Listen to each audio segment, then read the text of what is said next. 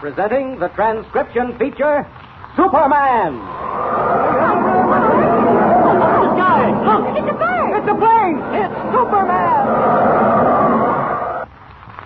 And now, Superman, valiant fighter for truth and justice, mighty champion of the weak and the oppressed, who has appeared on Earth from the destroyed planet Krypton with a physical structure never before attained by mortal men. Superman, who is stronger than a locomotive, faster than a speeding bullet, and who walks about among other men disguised as mild Clark Kent, reporter for a great metropolitan newspaper. As our story opens today, Kent and young Jimmy Olsen, Daily Planet copy boy, are returning home from their amazing adventures in the Caribbean Sea. Summoned back by Perry White, editor of the Daily Planet, they're traveling north in the luxury of a compartment aboard the Thunderbolt, crack streamliner of the Atlantic Railroad. Clark Kent eagerly turns the pages of a late newspaper, while Jimmy looks out the window. Neither one has a thought of danger. But even as the gleaming flyer slows down for a station, a voice from the past, unheard for months, travels over a secret wavelength. Listen.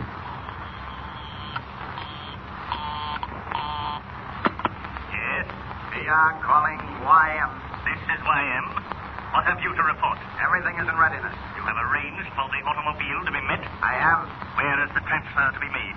Have you discovered that? Yes. When the train reaches a small station known as... Never mind that. All I want to know is that everything has been done to ensure success. There must be no failure. We won't fail. Very well. When everything is finished, you will report back to me in the usual way. Do you understand? I understand. That is all.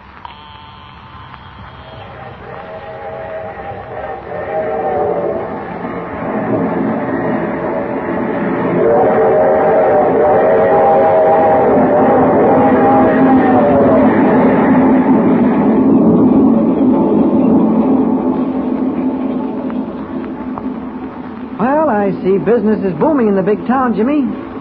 3 murders and a jewel robbery. Oh, here. You want to see the comic page? Oh, no thanks, Mr. Kent. No? Oh. What about the baseball scores? Yeah, I guess so. Well, you're a red-hot fan, aren't you? Now, what's so interesting in the scenery? Where are we, anyway? Oh, we just left a little place called Digbyville. Oh? Gee willikers. What's the matter? Look, Mr. Kent. See that highway that runs right alongside the tracks? Yes? Well, you see those 2 cars? They're racing. Say, they are traveling fast. Yeah, faster than the train. They've gone right ahead of us. Oh, well, that's just because we just pulled out of a station. When did we pick up speed? Now they've gone. Can't see them anymore. What's that you were saying about a robbery? Right here on the front page. Say nothing of the murders. Well, have we caught up with those speeding cars yet? Nope, not yet. Can't see anything. What was that? Sounded like a scream. I heard glass breaking somewhere in this car. Come on, Jimmy. Remember, we're newspaper men. Right. There's a story in this. We don't want to miss it. I told you it was in this car. In the next compartment. Oh, look at that window, Mr. Kent. It's all smashed to bits. What happened? What's going on?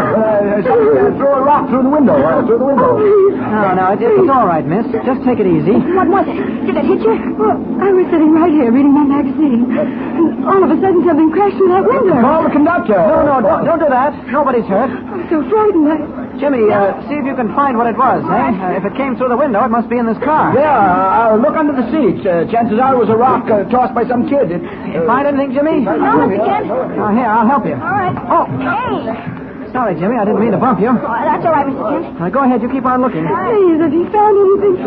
What was it? Don't you worry, miss. Just be glad it didn't hurt you, whatever it was. Who are you? How did you get in here so fast? Why, we're in the next compartment, the one next to yours. The boy and I, we heard you scream. I couldn't help it. And then we heard the crash of glass. Well, since I'm a newspaper reporter, I came running.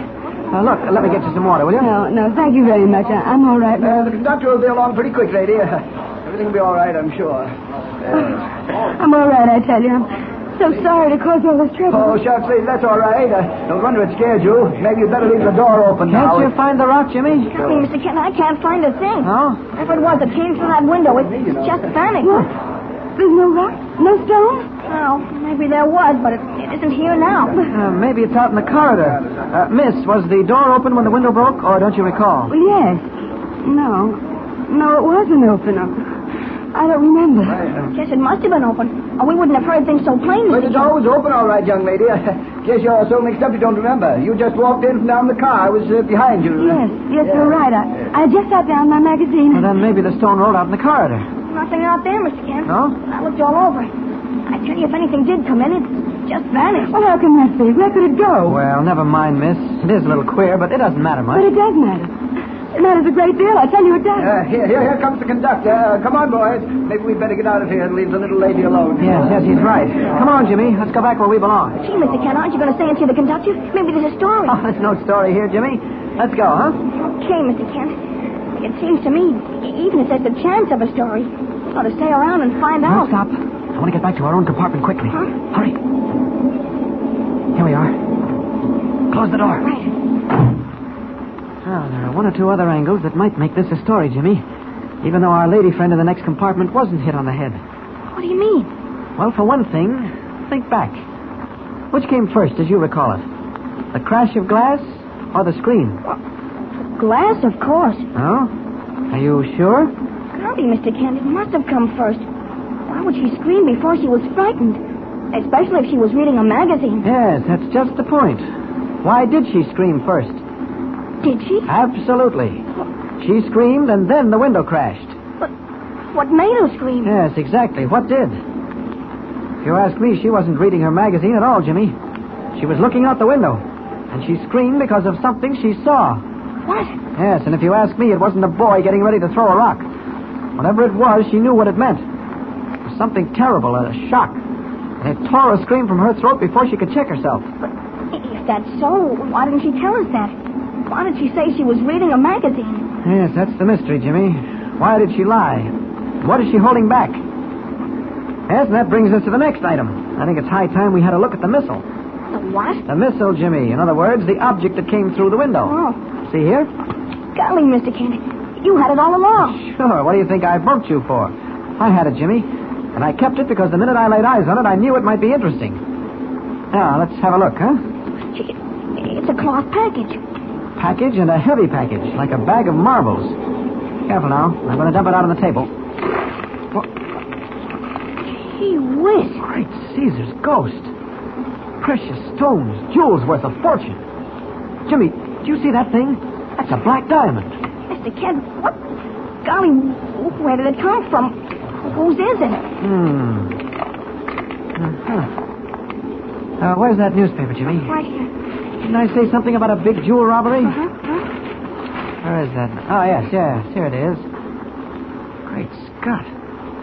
$5 million worth of unmounted gems stolen from the foreign pavilion at the National Exposition. And are these the gems?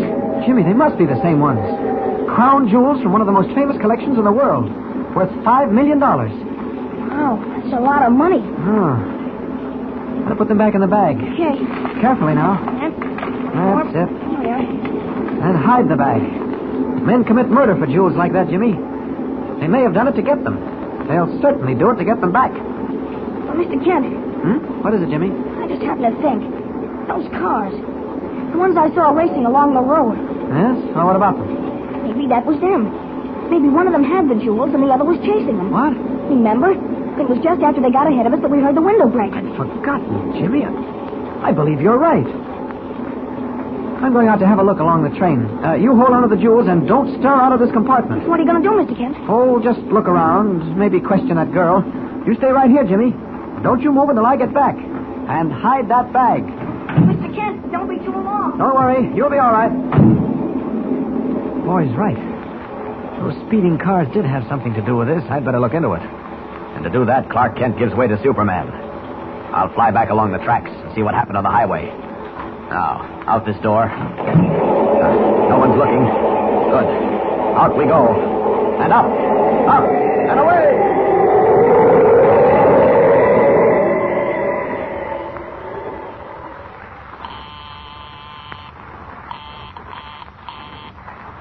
Well, we are calling YM. YM speaking. Have you made the transfer? I regret to report that the transfer has failed. What do you say? Failed? We followed the car. We delayed him. Prevented him from reaching the station. We did not make the transfer. Go on. What happened? There was a fight. came by and he threw the package of jewels through a window. Blundering fools.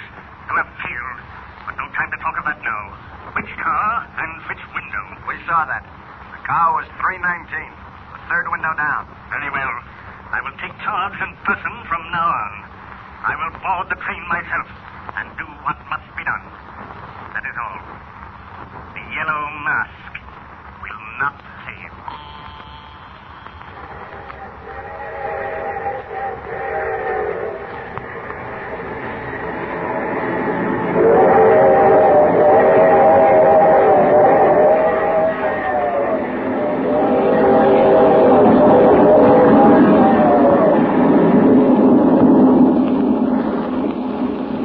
Please go on, miss. You were saying? I can't think. You're frightening me.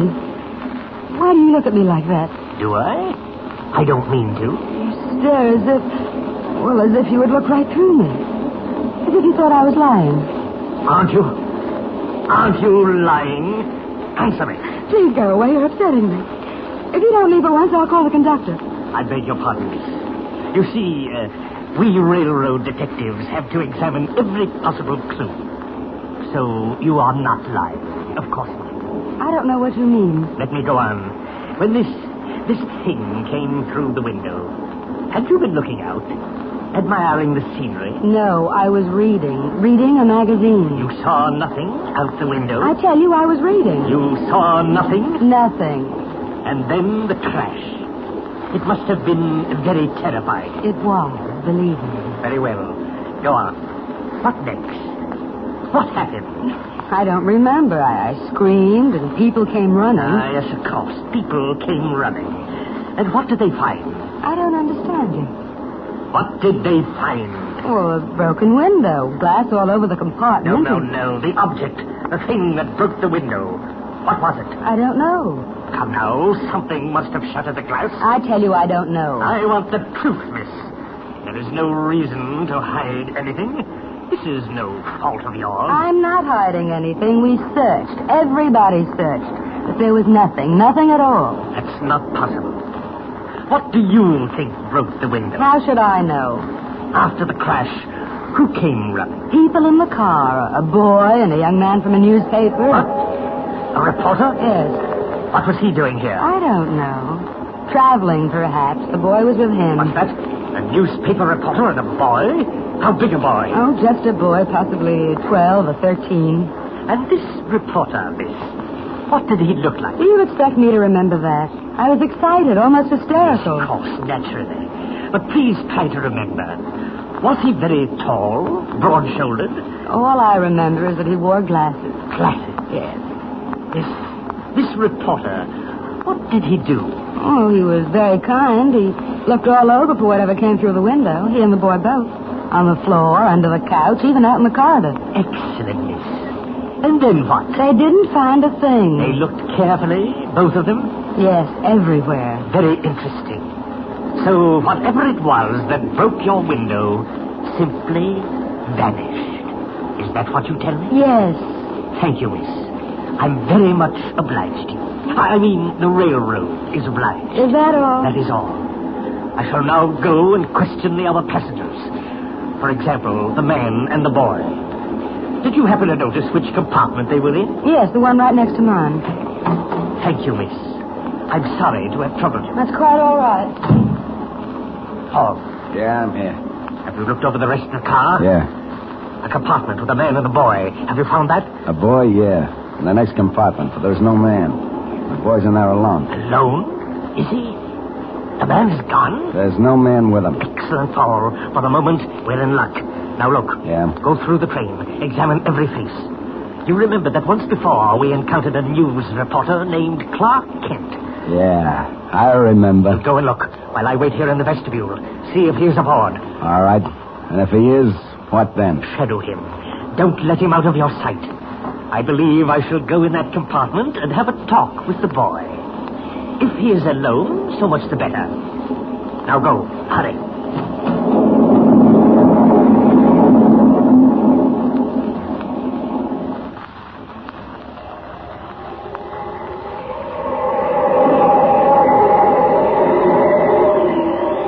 getting dark.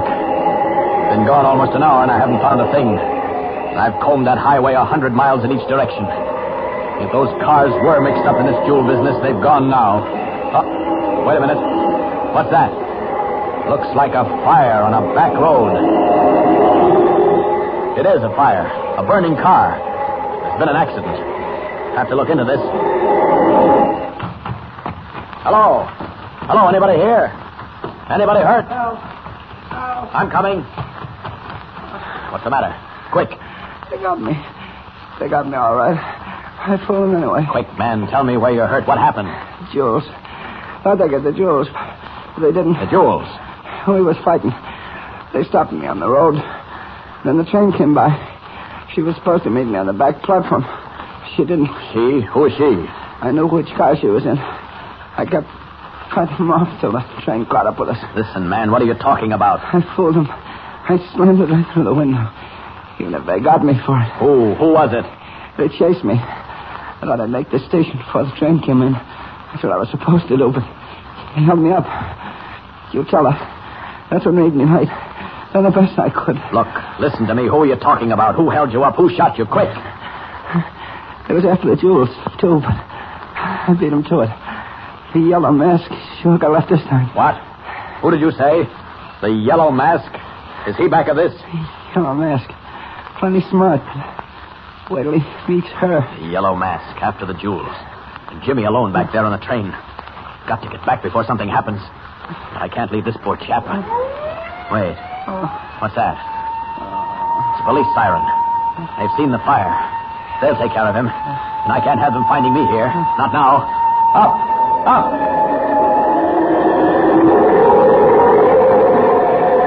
That girl. I knew she was mixed up in this. But the yellow mask. 10 to 1, he's on the train right now. Wait a minute.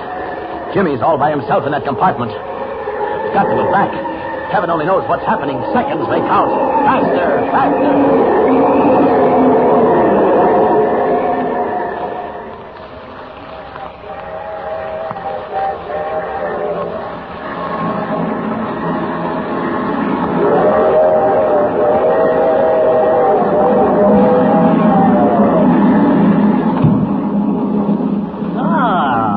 Excellent, Paul. Back so soon. What have you found? Nothing. He ain't anywhere around. Don't be a fool. The train hasn't stopped since I got on. He must be on board. I say no. I searched the whole train. You missed him, I see. Never mind. Wait. I wonder if he's back in the compartment. Maybe. You sure he didn't pass you in the vestibule, boss? Nobody came this way. But it's well to make sure. Come along.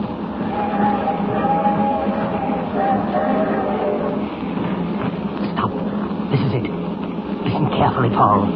Do you hear anyone talking inside?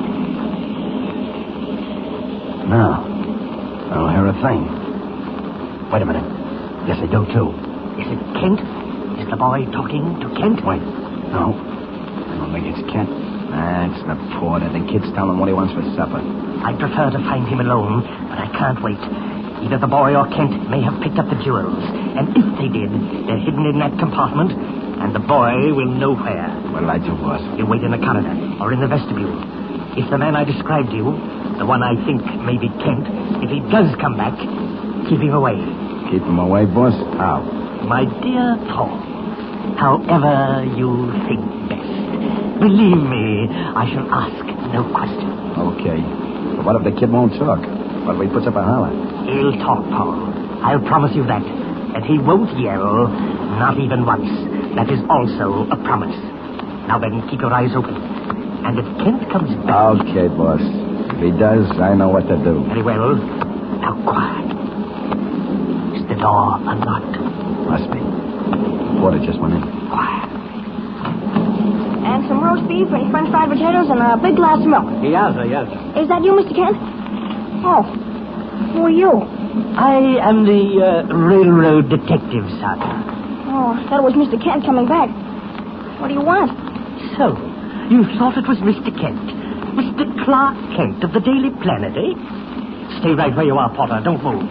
Yes, sir, boss. What's your name, son? Jimmy Olsen. What do you want? Where are the jewels? What? Don't play with me, boy, and don't cry out. Don't make a sound. Where are the jewels? Why should I tell you? Who are you? So then they are here. And as for who I am, I will tell you. The Yellow Mask. Oh.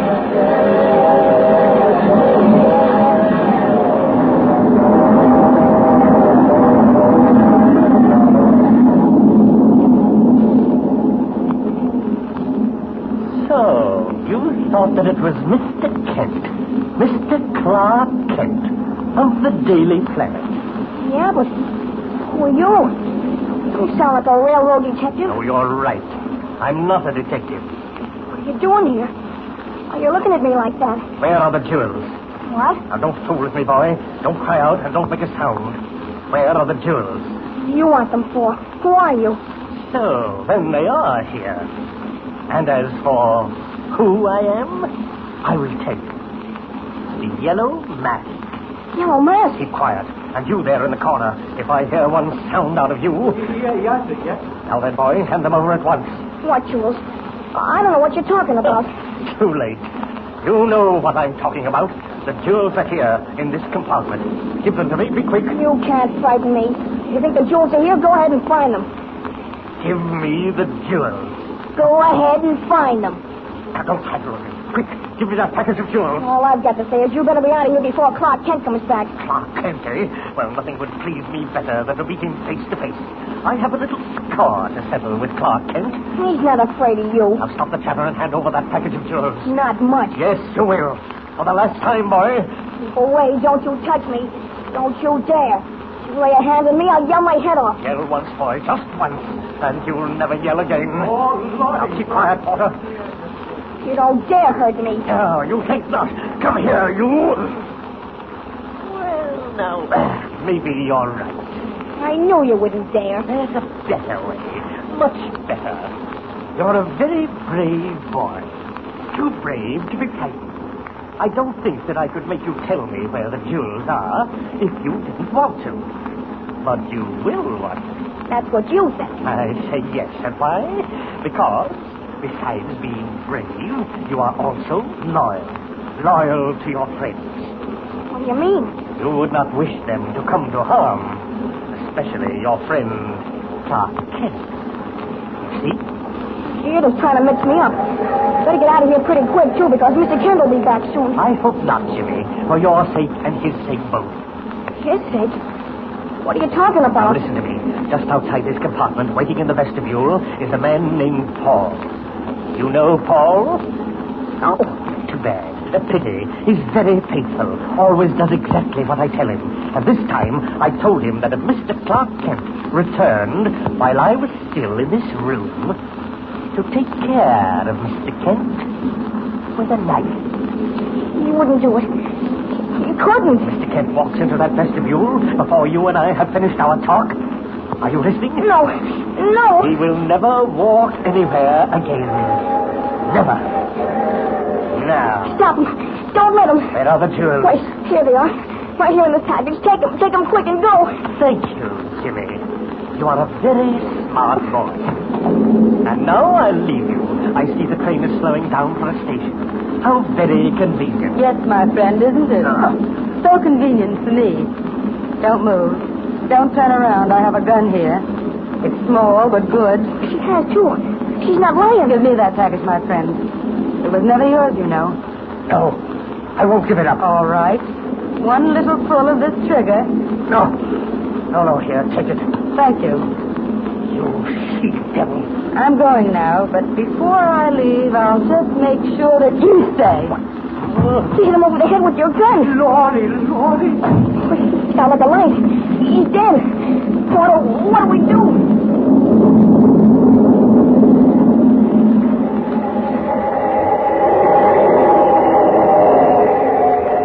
There's the train. Just pulling into a station. Thank heavens. I only hope nothing's happened to Jimmy. And there's our car. Now down. I'll swoop down and hang onto the side of the car and force open one of the doors to the vestibule. Quick, before it stops. Now.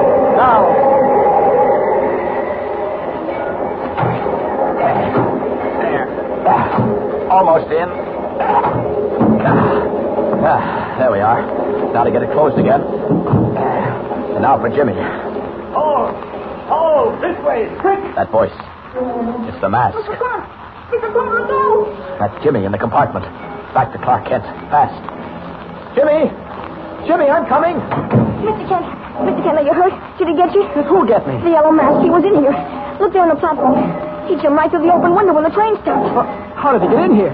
Jimmy, where is he? Got to catch him. Oh, no, wait till I tell you. He came after the jewels, and I gave him the package. Jimmy, why did Wait you... till I tell you. And just as he was going out, that girl came. She had a gun, and she took the package right away from him. What? Then she hit him over the head with a gun. Knocked him goofy. What? The girl knocked out the yellow mask? Yeah, and when the train stopped, he jumped up and dove out the window. Quick, Jimmy. Which way did the girl go? I don't know, but the mask's after her. Great Scott. We're moving away from the station. Mr. Kent, wait. Wait, nothing. Those jewels are stolen. We've got to catch her. No, you don't. Wait till I tell you, Mr. Kent. Look. Great Scott. The jewels. Mr. Kent, she didn't get them after all. And neither did the mask. I had them right in my pocket all the time. Wasn't that pretty smart? What? You did... Jimmy. Boy, I'm proud of you. All they got was the package, Mr. Kent. Wrapped up nice. Just the way it came through the window. I thought I'd better be prepared for something like what happened, so I just put the jewels right in my pocket the minute you left the car. Say, I wonder what the mask and the girl will do when they find out.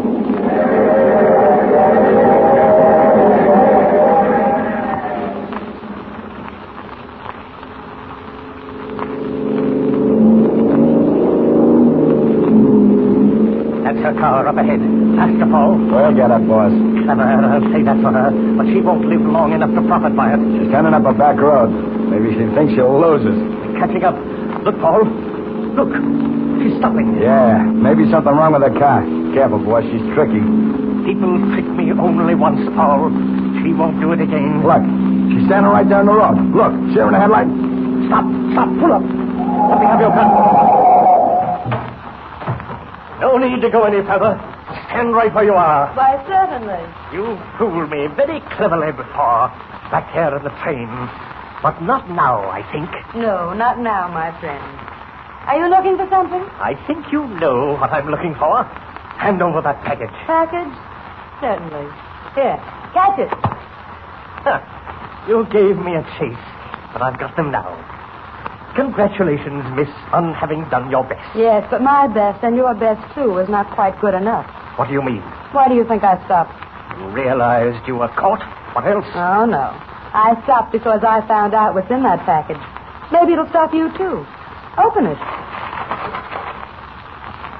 Empty. What have you done with the jewels? What have I done with them? Ask your friend. Ask that young man from the newspaper.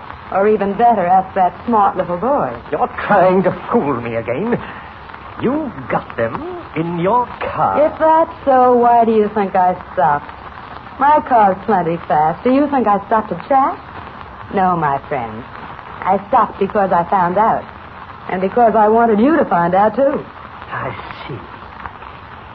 At the moment, we score another for my friend, Mr. Clark Kent. Oh, Clark Kent. I'll remember that. I don't think I like Mr. Kent. Nor I. He has interfered with me before. This is the first time I've met him. But it won't be the last. You're a very clever girl. I said so before. And I think that we both have the same goal. Go on. I don't make bargains. But this time, I'm going to break my rule. You give me your help against Clark Kent. Help me get the crown jewels. Yes? And when we do get them, I give you half. Well? How do I know you'll do what you say? Jewels are nothing to me. They're merely a means to an end. But Clark Kent, this time he must not stand in my way. Well, what do you say?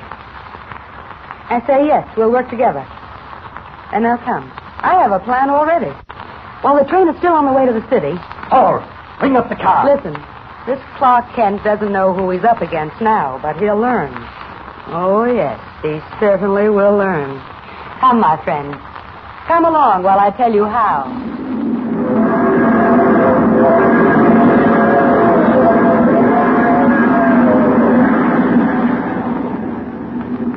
Jimmy, I still can't quite believe it. you mind telling me again just how it happened? Darling, Mr. Kent, I hardly know myself. What made you take the jewels out of the package and put them in your pocket? Gosh, I don't know. I guess it was just a hunch. You're wasting your talents, Jimmy. You should be a fortune teller. Go on, what did the mask do then? He didn't have time to do a thing. I'd given him the package, without the jewels, of course. Was that when the girl came in? Yeah. I guess she'd been standing at the door listening. And, boy, she sure didn't waste any time. Very clever young lady. And then what happened? Well, the train was slowing down for a station, and she kind of listened for a second, and then she hit the mask over the head with her gun. Oh, yeah, and how? Knocked him out cold. And then she skipped. Mm-hmm. What was the porter doing all this while? You mean the waiter from the diner? Yes. See, Mr. Kent, he was scared stiff. The minute the girl left, he dashed down like a streak of lightning. Then the mask came to, got up off the floor, jumped out of the window after the girl. Well, guess that's that. No, Jimmy. I'm afraid this is just the beginning. Darling, Mr. Kent, what do you mean? We've still got what the Yellow Mask wants. And if I know him, it won't be long before he catches up with the girl and learns that we still have the jewels. Oh, but by that time, we'll be safely home. Well, I hope you're right, Jimmy. Golly, who's that? Careful. Are the jewels hidden? Yeah. Who is it? Telegram, sir. What did he say? Telegram? Okay, just a minute. Yes, what is it? Telegram, sir. Conductor said it might be for you. Your name, Kent? Clark Kent? Clark Kent, that's right. Sign here, please. All right. Gee, Mr. Kent. Oh, who do you suppose it's from? I'll tell you right away. Well, what do you know? What? Jimmy, it's from Mr. White. Our Mr. White? Uh-huh. The editor of the Daily Planet? None other. Gee, how did he know where we were? What's he saying? Oh, editors always know where you are. It's part of their business. As for what he says, well, it seems we've got an assignment. Oh, boy. What is it? Listen. Clark Kent aboard Thunderbolt Express Atlantic Railway. Leave train Minorville. Spend night Grand Hotel. Stop. Wait in room for phone call from me. Special assignment. Utmost secrecy vital. Signed, Perry White. Is that all? That's all. Golly, Mr. Kent. I wonder what's up. Well, you know as much as I do, Jimmy. We're to get off at Minorville and spend the night at the Grand Hotel. Where is Minorville? I mean, is it close? It's the next stop. You better start packing your bag. Why, I reached it just in time. Mr. Kent, I just happened to think. The telegram doesn't mention me, does it? No, why? Well, I wonder... I mean, do you think Mr. White wants me to stop over, too? Well, he doesn't say so, but he knows you're with me. Yes, of course. You'll get off at Minorville, too, Jimmy. Now, hurry up with those bags. I think we're almost there.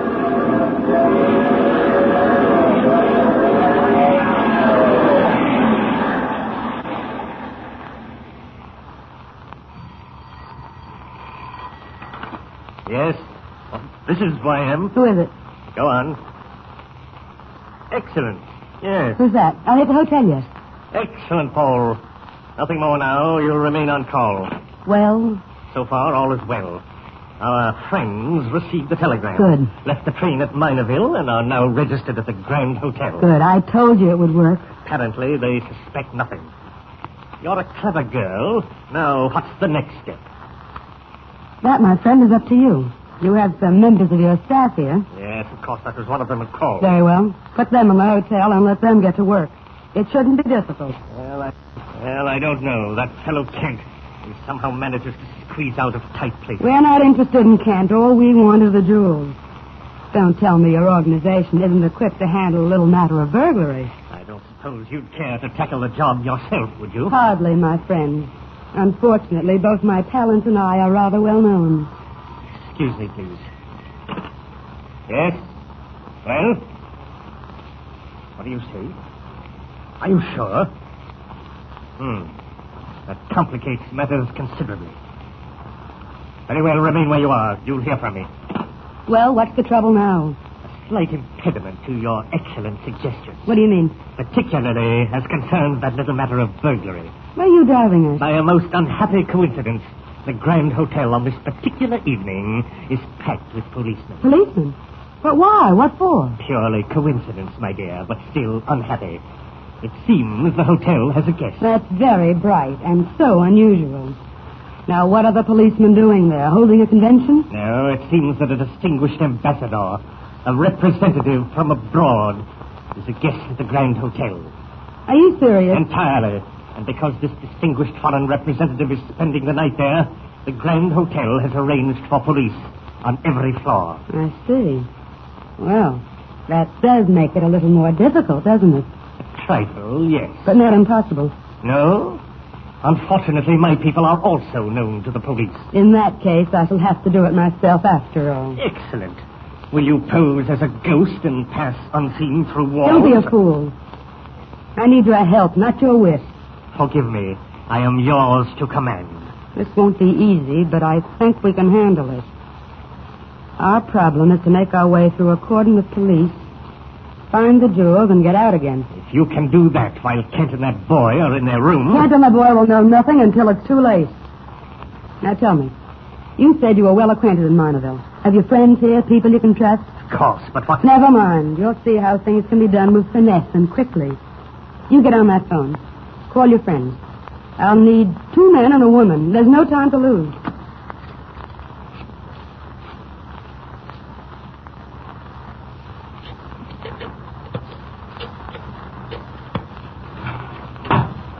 There, Jimmy. That seems to do it. Now let's see if we can open the safe again. There. That's perfect. How'd you happen to get me a room with a wall safe, Mr. Kent? Oh, pure luck, Jimmy. This room used to be occupied by a local jeweler. He had the safe put in. Too bad we couldn't get a double room. Oh, it doesn't matter. Our rooms connect. So did you find out who's on the other side of you? Yes, one of the foreign ambassador's secretaries. You've got a clergyman next to you, a missionary, Reverend Marvin. Well, then I guess the jewels are pretty safe. With a cop on every floor, a minister next to me, and a secretary next to you. Well, I'm not worried about the jewels. There is one thing that puzzles me. What's that, Mr. Kent? The mysterious assignment Mr. White spoke of in his telegram. I can't imagine what it might be. Wish his phone call would come through. Golly. Maybe somebody's going to try to kill the ambassador. Maybe Mr. White got a tip. Oh, Jimmy, don't let your imagination run away with you. However, it might have something to do with the ambassador. Well, no use sitting up waiting. You got the jewels? Mm-hmm. Right here, Mr. Kent. All right, chuck the package in the safe and spin the knob. All right. That's it. There. Well, you might as well turn in now, Jimmy. Fellow your age needs lots of sleep. Oh, please, Mr. Kent. What if the call comes? Can't I wait up? Jimmy, don't be unreasonable. Mr. White calls, I'll wake you. That's a promise. Say, wonder what all the racket's about outside. I'm in the hall. Oh, it's not. Mr. Kent, it's in the next room. Wait, don't go out. We could open the door, couldn't we? Just to see. All right, just a crack. Golly, Mr. Kent. I wonder what's going on. Wait, Jimmy, wait. Here comes the room clerk. We'll ask him what's going on next door. Anything wrong? No, nothing's wrong, Mr. Kent. Reverend Marvin's doing us a favor and giving up his room. The missionary? What for? A special guest requires a big room, and the Reverend said he didn't mind going somewhere else. Oh, here she comes now. Look, Mr. Kent. They're wheeling someone in. Quiet, not so loud, Jimmy. Golly. It's a lady. Wonder what's the matter with her. What are all the nurses for Well, there? she's probably very sick, Jimmy. Now, let's not stand here gawking. I know you were particular about who was in the rooms next to you, Mr. Kent, but I don't think you need worry. You won't be disturbed. I wasn't worrying about that. It's just for overnight, you know. Seems there wasn't room in the hospital, and she's moving on in the morning. Poor woman. Paralyzed from the neck down, but I understand she'll recover. Wonderful things they do nowadays. Well, good night, Mr. Kent. 8:30, you said. Yes, that's right, 8:30. Good night. Gee, it must be tough not to be able to move your arms and legs. The doctors cure her. Oh, I'm sure they will, Jimmy. Well, come on, we've got to get up early. Let's turn in. All right. What time are we getting up, Mr. Kent? Did you hear me tell the room clerk? 8:30. Yes. Hit the hay now, young fella. If you want anything during the night or hear anything, you just yell. I'll be right in the next room. Okay, Mr. Kent. Good night. I'm going to set my little alarm clock, too. Just in case the room clerk forgets to call us. Gee, it's almost midnight.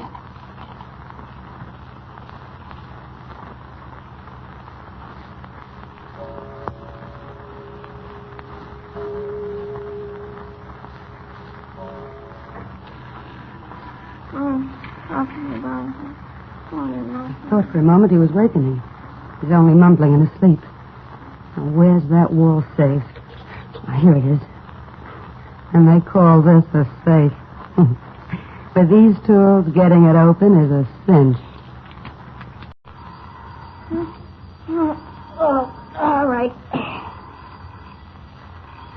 Hey, Jimmy, what's the matter with you? Can't you hear the phone? Huh?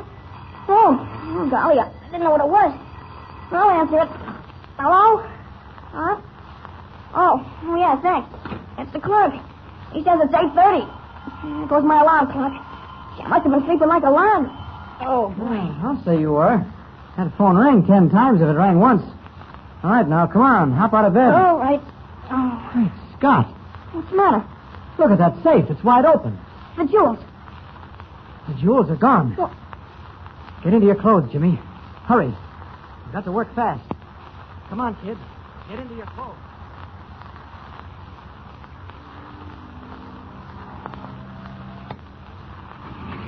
Watch your step, please. Going down. Come on, Jimmy. Get in. Okay, Mr. Kent. Gee, Mr. Kent, I don't understand it. How could anyone have done it? Not so loud, Jimmy. It's fairly easy to see how it was done. Someone sneaked into your room in the middle of the night and opened the safe. But how? Why didn't it wake me up? Well, that's one of the things I can't understand myself. Mr. Kent, do you think it could have been either of the people in the rooms next to us? No, hardly. One of them is a well-known diplomat, and the other was that poor paralyzed woman. Please go along. Watch your step, please. Well, what are we going to do now? Well, first of all, we'll go to the front desk and report the theft. Are you going to tell them about the jewels? You going to break the story? I'll have to, I'm afraid. It isn't our story anymore. Then we'll wait for that long-distance call I put through to Mr. White. Maybe he can explain a few things that puzzle me. Oh. Mr. Clark Kent, call from Mr. You're Kent. right here, boy. Jimmy, that's the call now. Yeah. Long distance, Mr. Kent. Yes. Take it right here in the booth, please. Thank you, boy. Now, look here, Jimmy. Yeah? You go ahead to the room clerk's desk and wait for me. But don't you say a word to anybody. All right. Hello? Hello. Harry White speaking. Mr. White, this is Clark Kent. Kent? Well. Voice from the other world. How are you? Fine, thanks. I hated to call you, Mr. White, after what you said, but I had I to. can't hear you very well. Where are you? I'm in Minorville. Where? Minorville. Uh-huh. What's going on in Minorville? Oh, plenty, but not what you think. Or maybe it was what you expected. Kent, what are you talking about? I've been waiting for you to get back here to work. But your telegram. The one you sent me on the train. What? I didn't send you any telegram. Well, didn't you send me a wire telling me to stop at the Grand Hotel in Minorville and wait for a call? Not me. Somebody's pulled your leg, Kent. Not the 1st of April, either. Where's young Jimmy? Oh, he's here with me. Hurry home, Kent. Got a whale of a story breaking here any minute. Right up your alley. Okay, Mr. White, we'll be there. Wait a minute. What was it you called me about? Well, I can't tell you now. Not after what you just told me. You'll know all about it as soon as I see you. Goodbye. All right. Goodbye, Kent. Mr. Kent. Jimmy, listen. I've just been talking with Mr. White, and that telegram was a fake. He didn't know a thing about it. That's not all. Wait till you hear what I just found You out. realize what it means? The Yellow Mask must have sent that wire himself. Yeah, and the yellow mask stole the jewels. Or that girl. What? How do you know? I heard about it while you were in the phone booth. Boy, is this hotel in an uproar. Mr. Kent, that lady, you know, the one in the next room who was wheeled in all bundled up? Yeah, the sick girl? Sick my foot. Mr. Kent, she did it. What? And I'll bet you she was the same girl who was in the train. Oh, wait, hold on, Jimmy. What makes you think that? Her being paralyzed was all a fake. I just heard the clerk talking about it. I don't understand. So when the clerk went on up to her room early this morning to see if she needed anything, the room was empty. Nobody there at all? Not even the nurse? No, but that thing they wheeled her in on was there and all the blankets. And something else. What? A set of burglar tools. Oh, I see. Well, Jimmy, they're one up on us. But they haven't licked us. Not yet. Yeah, but they've got the jewels, Mr. Kent. Yes, they've got them now, but they won't have them for long. 2 to 1, that girl's taking the early train for the city. Sure she has, but what are we There's going not to another train till afternoon. I found that out last night. Now, Jimmy, we've got to get there ahead of her and meet that train when it comes in. Mr. Kent, my gosh, how can we? Just one way. Fly. Oh. Come on, Jimmy. Quick. Down to the airport. Maybe we can hire a plane.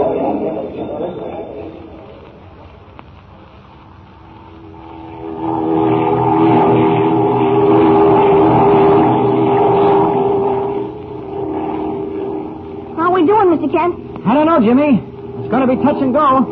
The train had almost 2 hours start on us. We ought to be catching up on it now. Where's Craig traveling? Yes, but remember, we've got to have half an hour at least after we land to get from the airport to the station. See, why don't you call ahead to Mr. White? Huh? If we don't make it, he can get to the station himself and trailer. How could he? He's never seen her. Oh. Hey, look over there to the east, Mr. Kent. Isn't that a tower? Jimmy, you're right.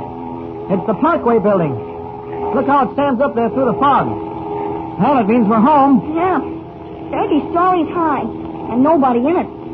Why is that, Mr. Kent? Why has the Parkway building always been deserted?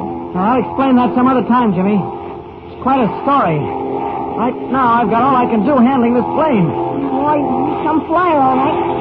Where are we heading, Mr. Kent? I've set her down at the Eastern Airport. Then we'll grab a cab for the terminal. Must be quite a crosswind. Are we drifting? Yes, we are.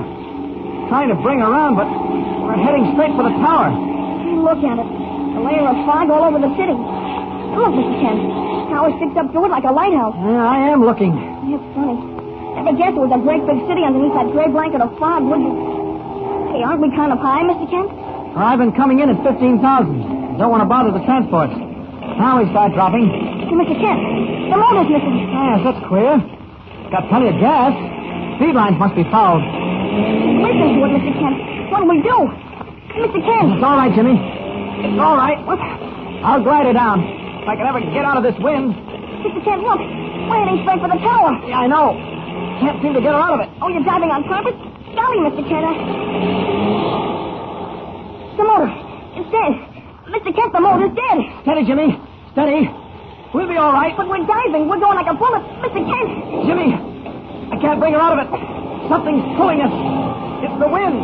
Crosswind. The tower. Look, it's coming right up at us, Mr. Kent. Mr. Kent. Sit tight, Jimmy. I'll get her out of this. I'll get her out of it and land in the marsh. Hang on.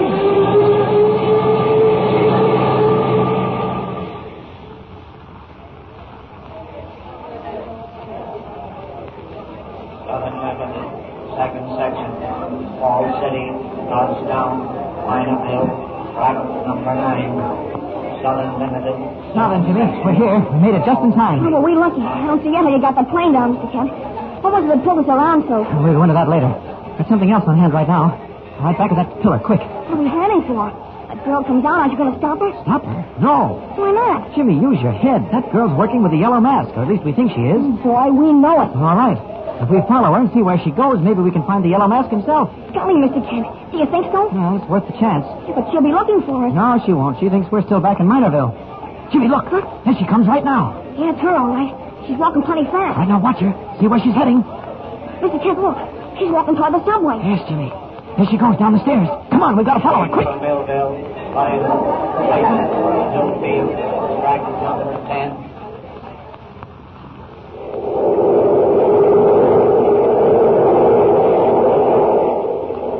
Jimmy, she's still on the train? I don't want to look myself. She might recognize me if she saw us both together. Yeah, she's still there, Mr. Kent. Good. She's sitting way down at the end of the last car. I can see her through the connecting doors. All right, all we can do is watch and stick with her, but keep your eyes open at every station.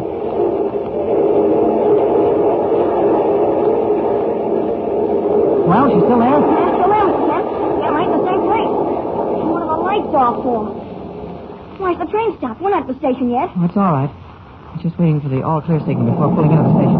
Back. Here we go again.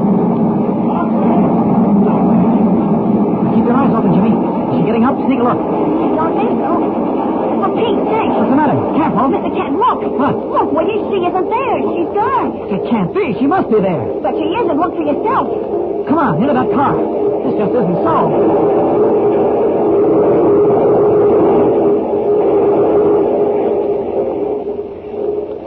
Well, we've been through every car on the train. Yeah, there isn't a sign of her. Wait, Mr. Kent, stop the train. She's fallen off. Pull the cord. No, she didn't fall. She knew what she was doing. She did it deliberately. Jimmy, that girl's back there in the tunnel, and I've got a hunch I know why she slipped off the train at that spot. Why, is something wrong? You're pale as a ghost. Do you want some water? No, I'm all right, really. Just stay where you are, Jimmy. You sure? Jimmy's right. You are pale. Nothing but excitement, Kent. Believe me. What was that you were saying?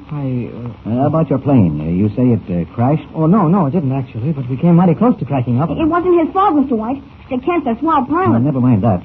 Tell me exactly what happened. Well, someone stole the jewels from Jimmy's hotel room in Minerville. And then No. Never mind that. Never mind. The plane. Oh. Well, as I said, I'd chartered this two-seater, and we were almost in. We could even see the Parkway Tower, Mr. White. Go on, Kent. All of a sudden, I ran into this curious crosswind. Blew me straight for the Parkway Tower. I tried everything, but I couldn't pull out of it. I saw that old tower coming closer and closer, and I was scared stiff. Well, there's nothing to be ashamed of, Jimmy.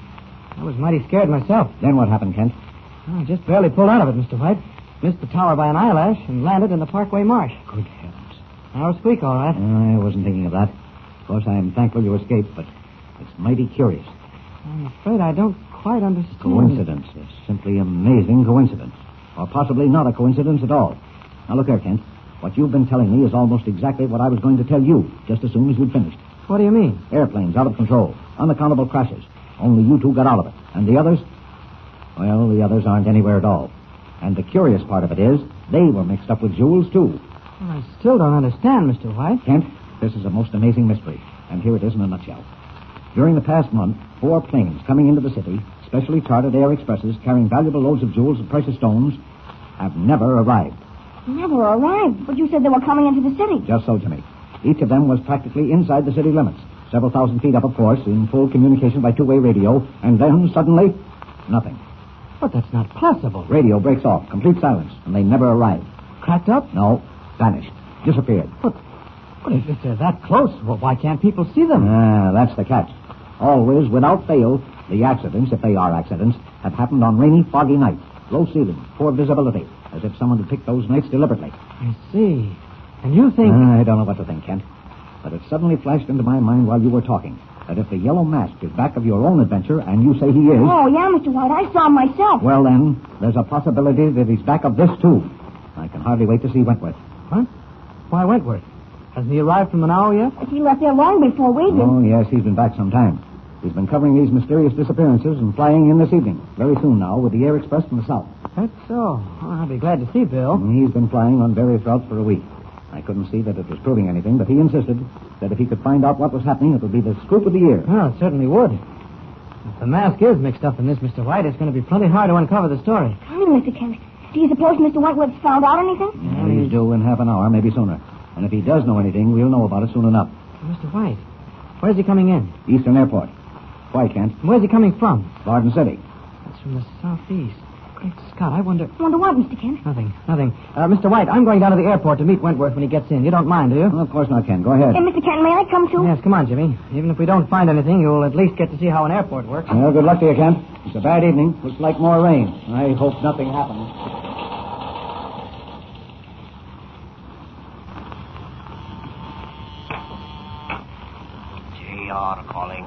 JR calling. YM has received report from the southeast. All preliminaries have been successfully carried out. Weather station reports fog and rain. Visibility poor. Ceiling 400. Conditions are now perfect.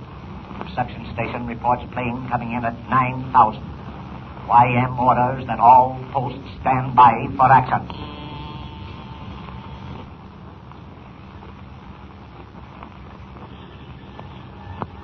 Hey, Mr. Kent, this is some place, all right. What do they do over there? This is the central control tower, Jimmy. And you're a mighty lucky boy to be allowed inside it. Now stand still and don't get in anybody's way. Yeah, but what goes on? What are they doing? Well, you saw all those planes out on the runways. Yeah. And the ones coming down all the time. Well, sure, but what has that got to do? Well, the men in here tell them when to take off and tell the others how to come in. Oh. Attention, please. Passengers for Flight 6, Lockport, Calverton in the West. Now loading at Gate 4. That's one of the big transports, Jimmy. Oh, look, here comes the chief operator. Evening, Kent. Hello, Mac. Any word yet from that plane Bill Wentworth's in? Let's see. That'll be Flight 9 from Garden City. Anybody got Flight 9? I just made Little River. Little River. Yeah, that's about 10 miles out. Over the flats. Yeah, I'll be here any minute now. By the way, Kent, any news? You know. Nothing so far, Mac. But that's why we're here. Well, I hope you're here for nothing. But I don't know. What do you mean, Mr. Mac? Don't know. Same sort of a night, dark and foggy. Low ceiling. Hey, Chief. There's that beam again. Hold it and call the federal men. Quick. Now she's gone again. What's he talking about? Wild beam. You know how pilots ride the radio beam in, don't you? Oh, sure. Well, every once in a while we pick up this beam that doesn't seem to come from anywhere. Just running wild. Coming in where there shouldn't be any beam at all. Is there no way of tracing it? Not much. That's why we try to get the federal operators to pick it up. I'd be able to plot it. Confound it anyway. What's the trouble, Mac? I don't like it, Kent. Is the boy all right? You mean Jimmy? Yeah. Can he keep things to himself? Oh, of course I can. I'll answer for him, Mac. Well, this is it. You know about those missing planes. Mm-hmm. Well, we picked up that beam each time before it happened. Only on those nights? No, we've had it since. But every night there was a missing plane, we heard it. I don't like it, Kent. Flight 9 from Garden City, crossing Schuyler's Creek at 12,000. There's your plane, Kent. Coming in now. Come on over. I'm going to handle this from now on myself. Come on, Jimmy, and keep out of the way. Okay. Flight 9. Calling Flight 9. Come in, please. Flight 9, coming in at 10,000. Flight 9. Down to 8,000. What's he doing now, Mr. Kent? Telling the pilot what levels to come in at, Jimmy. That's so we won't interfere with anybody else. Mac, ask him how the weather is, will you? Yeah, sure. Flight 9. Please report on weather where you are now. Come in, please. Rain squalls, low fog, light easterly winds. Rain and fog, Kent. He's right over the city now. Looks like this is the time we guessed wrong. Don't see what can happen to him now. Hey, Chief. Here's that beam. Listen. Catch it yourself. Mike, what is it? Got it. Right here. It's on the same wavelength. Flight 9. Calling Flight 9. Come in, Flight 9. Flight 9. This is Flight 9. This is... Well, what's happened? It stopped. Flight 9. Calling Flight 9. Come in, please. Mr. Kent, what's happened? Well, Mac? Flight 9. Calling Flight 9. Come in, please. Come in.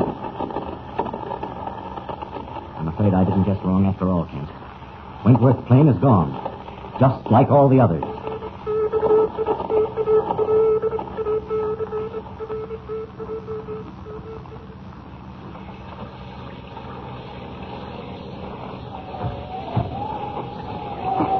I'm all right, Mr. Kent. Take it easy, Jimmy. Well, Mr. Wentworth, do you think it was the yellow mask? Jimmy, I don't know. I can only guess. Mr. Kent, what do you mean? I've been doing a little thinking, Jimmy. Do you know where you are? Right now, I mean. Sure. Right on the Parkway flat. I thought you needed a bit of a walk before we went back to the office. Yeah, I sure did. Thanks, Mr. Kent. That's all right, Jimmy. But look, I didn't come this way by accident. Look over there. Tell me what you see. I don't see much of anything. It's rainy and dark and all. I'll keep looking. Oh, yeah, I see the Parkway Tower. What of it? Queer place, Jimmy. 30 stories high, the tallest building in the city. Remember that? Sure, I started to ask you about it back in the plane. And the very day it was finished, it was closed up tighter than a drum. Ever since, it's been deserted. Why, Mr. Kent? Why did they ever put up that big building and then just let it go, abandon it? Well, there are several reasons, Jimmy. First, there was a fight between different interests for control. Then it was pretty far out from the center of town. It sort of stand all by itself. It's a great big skeleton, all alone. I wonder. Jimmy, when our plane was pulled off its course, we were almost carried right into that tower. Yeah, but you said it was crosswinds. And when Bill Wentworth's plane came in tonight, on a line from the southeast, the tower was right in its path. Golly, Mr. Kent, you don't mean... But that isn't all. Think back, Jimmy. When the girl got away from us in the subway, remember that? I say I do. But what does that got Do you to do? remember the station? No? Well, I do. Jimmy, that girl left the train just where the subway tunnel travels under the Parkway Tower. What? Golly. Just so. It all ties in together. And Jimmy, unless I'm very much mistaken, the secret of the jewel robbery and the missing planes and the hiding place, maybe the whole headquarters of the Yellow Mask and his gang, is there in that deserted skyscraper. And with your help, Jimmy, I'm going to find out. So this is where you hang out. I must say, if I were trying to keep something undercover, I wouldn't operate from a 30-story office building, even if it is deserted. On the contrary, my dear, I could have chosen no better spot. The police would never think of looking for me here. Oh, maybe you're right, but I don't like it. Let's get our business over with. What's your hurry? You're perfectly safe. I know, but I still don't like it. Where's my cut? You said I could have it in cash. Of course. But we don't want to break off our pleasant relationship so abruptly, do we? As a matter of fact, I don't even know your name. What difference does that make? All I want is my cut, and I'll go. But I don't want you to go. You're a very clever girl, and I can use clever people to good advantage. I can show you how to make millions. And not only that, but I can give you power. Power beyond belief. Sometimes you talk like you're crazy. Come on, pony up. You don't believe me? Well, I'll show you. You see that safe in the corner? Yes, I see it. Watch while I open it. Now, look inside. Oh. Precious gems. Diamonds and rubies and emeralds. Enough to pay a king's ransom. Now you can see that the jewels you helped me recover from that reported Clint were as nothing against this treasure. Where did you get them all? Oh, they came to me like flies to a honeypot. I don't understand. A few moments ago, you wondered why I maintained headquarters in this abandoned skyscraper. What's that got to do with the jewels? A great deal. One of the main reasons this 30-story building was abandoned soon after it was built was the fact that a large plot of land directly in front of it is a quagmire of quicksand. You know what quicksand is, don't you? Yes, it's wet sand that you sink into and can't get out of. Precisely. Even a child knows that. But this quicksand is very deep and anything that falls into it vanishes forever. What are you driving at? Have patience, my dear. As you know, the Eastern Airport is less than a mile from this building. I learned through reliable sources that a fabulous fortune in precious gems was being flown to the National Jewelry Exposition from all parts of the country. I knew that, too. Yes, but you did nothing about it. I, on the other hand, decided to gain possession of those gems. How? Very simply. You know, of course, that when fog and rain blanket the sky, modern transport planes fly blind. That is to say, they follow a radio beam into an airport. Yes, go on. Well, I simply created a false radio beam for the planes carrying the jewels. One with 10 times the power of the true beam coming from the airport control tower. A radio beam that led each of the transports down into the deadly quicksand. You don't mean that. Every word of it. Thus far, 5 planes have vanished like a puff of smoke, never to be seen again. But the jewels, how'd you recover them? Before the planes sank. My men have been trained to work fast. How many men have you here? At present, only 2. A radio operator and a night watchman. My work is practically over. With the fortune represented by the jewels in that safe, I can gain what only money can buy. Power. Power over all living men. And, my dear, I should like you to share that power with me. You say there are only 2 men in the building besides yourself? Yes, a watchman in the lobby and a radio operator in the tower. We're practically alone. That's all I wanted to know. Put your hands up. Why, what's the matter? What do you mean by this? Why are you pointing a gun at me? Yes. And don't be misled by the size of the gun. It's little, but powerful. I warn you, you're making a big mistake. Oh, no, this is one mistake you made, my murderous friend, and one mistake you'll live to regret. Turn around. Now, don't be a fool, young woman. I said turn around. That's better. I must say it was very considerate of you having a suitcase here all ready for me. I'll just relieve you of your precious jewels and bid you a not-so-fond farewell. You'll pay for this. Don't move. I have a very nervous finger on this trigger. That does it. The suitcase is a trifle heavy, but I think I can manage it. Why, you little double-crossing... You're the last person in the world to talk, Mr. Mask. A killer who sends innocent people to cold-blooded death. A half-mad murderer who stops at nothing. Just being in the same room with you sickens me. Well, now, goodbye and good riddance. You think you're clever, don't you? Well, you're not. You'll never get out of here alive. My watchman has orders to shoot anyone who leaves the building without my permission. Well, thanks for telling me. I'll wait just long enough for you to give him the order or let me out. Never. Step over to that phone and make it fast. No, I won't. How does the muzzle of a gun feel in your back, huh? All right. You win. Don't say the wrong thing or you're a dead man. Hello? Harmon. Yeah, Chief. Harmon, a young woman is coming down. Yeah? Tell him to let me out. Let her out, Harmon. Okay, Chief. Hang up. And now, just to make sure you don't change that order before I reach the lobby, I'll just pull this telephone wire out. For the last time, I warn you, young woman, you're courting death. The yellow mask. Never forget. Perfect. I want you to remember every moment of this. Remember how a woman outwitted you. I suppose I should pull a bullet through your head. I don't even want your tainted blood on my hands. Ah, see, there's a key in the door. Locking you in will give me enough time to get away. So long. Oh, stop it.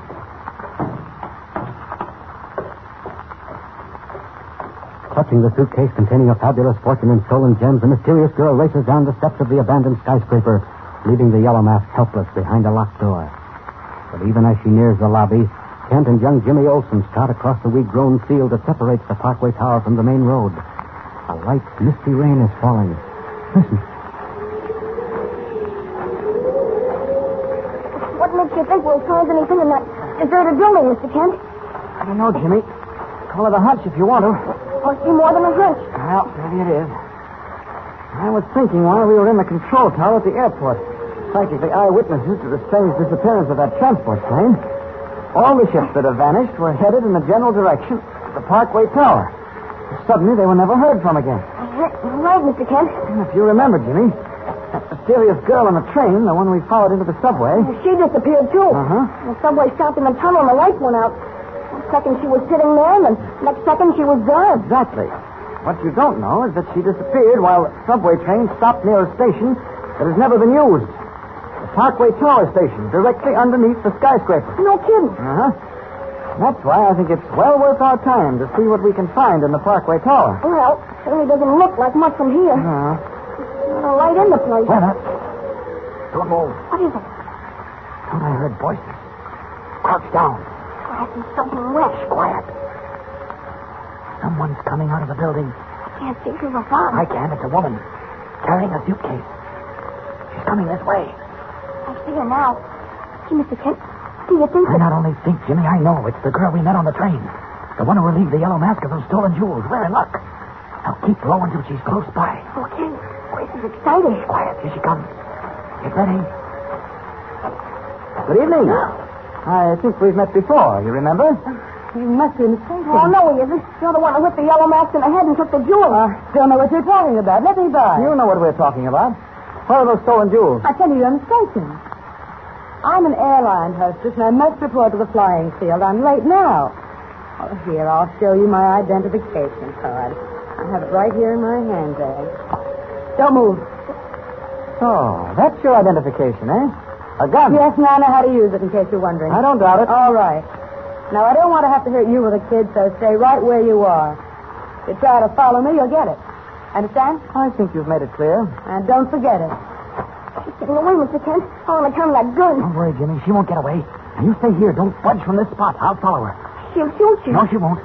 Now, promise me you won't budge from this spot no matter what happens. I promise. Good boy. I'll be back in a few minutes with the girl. Okay, I'll be there.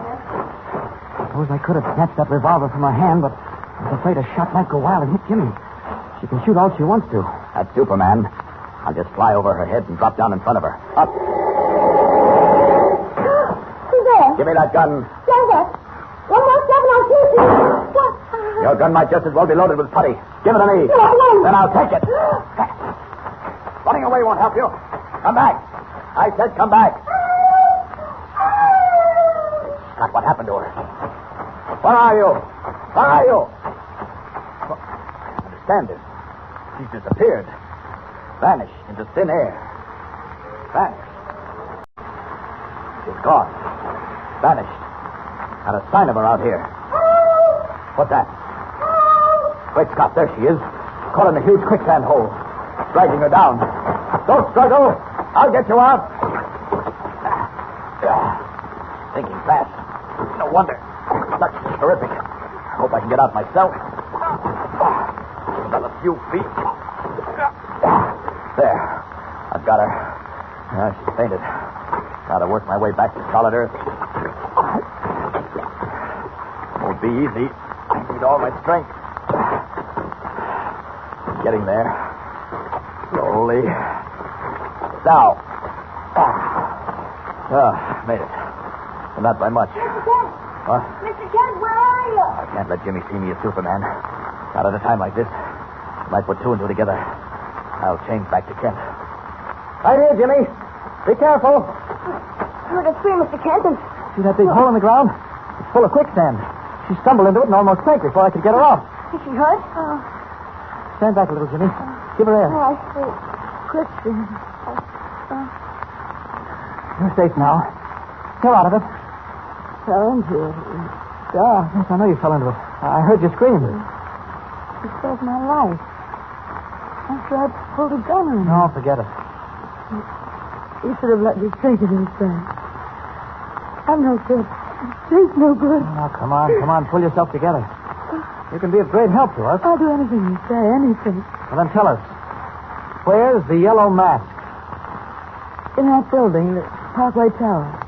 That's his headquarters. I locked him in a room on the 10th floor.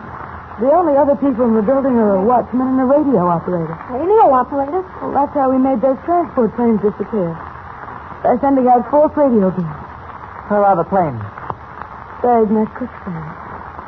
They followed the beam, and that's where it led. You mean the planes, the people in them were buried alive in that quicksand? Yes, that's what he told me. But before the plane sank, his men took the jewels off them. Are you telling me the truth? I swear it's the truth. Well, look in that suitcase. You'll find all the jewels. When the mask showed them to me, I pulled a gun on him and took them. Where is the suitcase? I dropped it when I ran away from you. See if you can find it in the grass, Jimmy. Okay. You feel all right now, miss? Here, it's okay. Right here. It's awful heavy, though. Good boy. Set it down here. We'll open it. All right. Boy, there are all the jewels. I took everything he had in the safe. They're worth millions. Well, what we got to do is get the yellow mask. Well, it's not that simple, Jimmy. All we have is Miss... My name's Lorimer. Chicky Lorimer. All we have is Miss Lorimer's word against the yellow masks. And I don't think it's enough to hold up in court. This time we've got to be right and put the mask behind bars for life. Yeah, but how? Slippery as an eel. Well, even eels can be lured into traps. You still want to help us, Miss Lorimer? I told you I would. All right. Now, the first thing to do is to get back to the city with these jewels. Then we'll figure out a trap for the yellow mask. A trap strong enough to hold him. Here, I'll take the suitcase, Jimmy. You help Miss Lorimer. Okay, Mr. Kent. Where are we headed? Back to the airport. That's where we parked our car. Just follow me.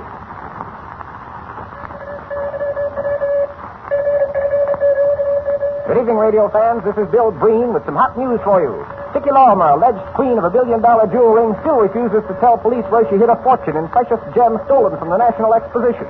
The young woman now being held in city prison says she won't talk.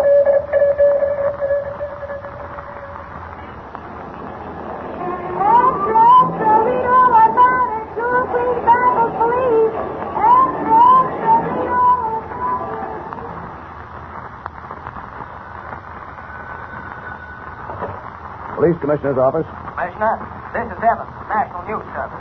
What about that Lorimer girl? Are we getting the true story? Of course you are. Well, it sounds fishy to me. Well, that's just too bad. Goodbye. Kent, you can't keep this up much longer. The papers and news services are beginning to smell a rat. All I ask is another 24 hours, Commissioner. If the yellow mask doesn't bite by then, I'll step out. All right, but I don't like it. What do you think the papers would say if they knew we had the jewels and weren't returning them to their rightful owners? Something's going to break tonight, Commissioner. I've got a feeling it will. Now, I hope so, Kent, because I'm in a spot now. This yellow mask you keep talking about. What if he doesn't exist? Oh, I can assure you he does. As a matter of fact, I'm willing to wager that this very moment he's plotting to get his hands on those missing jewels. And that's just what we're waiting for.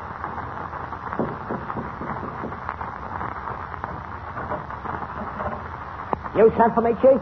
Yes. Close the door. I've got a job for you, Lefty. A dangerous job. Ah, you know me, Chief. Nothing's too tough if there's dough in it. $500, Lefty. Why, Chief, for 5 C's, I'd steal a battleship with half the Navy on it. I don't want any battleships. But listen closely. There's a girl being held in the city prison. Yeah, I heard about her over the radio. Cut a load of ice, didn't she? She walked out of here carrying $15 million worth of precious gems. Ah, that ain't hay. Where'd she get the haul? Never mind that. I want that girl brought to me. You mean I got to fling her out of the jug? Exactly. And for performing that little service, you will be paid $500 on delivery. Well, I don't know, Chief. Flinging a dame out of that hoosegow ain't no pipe. I thought you said no job was too tough for you as long as there was money in it. Well, yeah, I know, but maybe I'll have to grease the skids. Maybe I'll have to pay off a couple guys. How about making it $1,000? $1,000? Well, that ain't too much. Not for this kind of job. You guarantee to get her out tonight? Sure. Where do I take her? You want me to bring her here? No. I've got a little place about 20 miles from the city. I'll tell you how to get there. But first, there's another little matter that you and your friends will have to attend to. Yeah, what is it? You may be followed. In case you are, I have a plan for getting rid of whoever follows you. Okay, but first let me call a couple of guys and get them set. Go ahead. There's the phone. These guys know their stuff.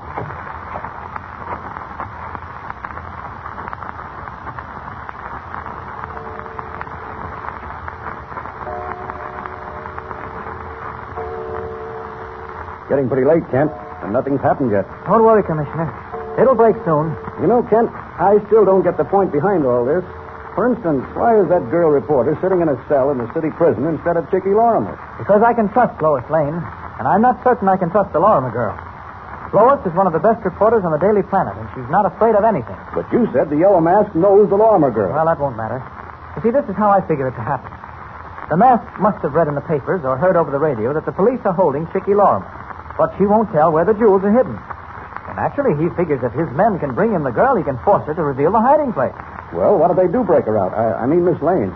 I'll follow them in my car, just to see that nothing happens. Lois has full instructions. She knows what to do. I better send a police detail along with you, Kent. Now, that won't be necessary, Commissioner. I'm taking young Jimmy Olsen. He's been on this case from the beginning and wants to see it through. He's waiting outside in the car. Excuse me. Commissioner's office. Yes, Cassidy. What? You sure? All right. Handle it just as I ordered. You were right, Kent. A man has just applied at the prison for permission to talk to Chickie Lorimer. Says he's her brother. Come on. We can watch what happens from the front window. Prison's across the street. Here, sit down. Oh, thanks. Does the warden know what he's to do? Yes. No resistance. Let them take the girl. Good. That must be their car in front of the prison.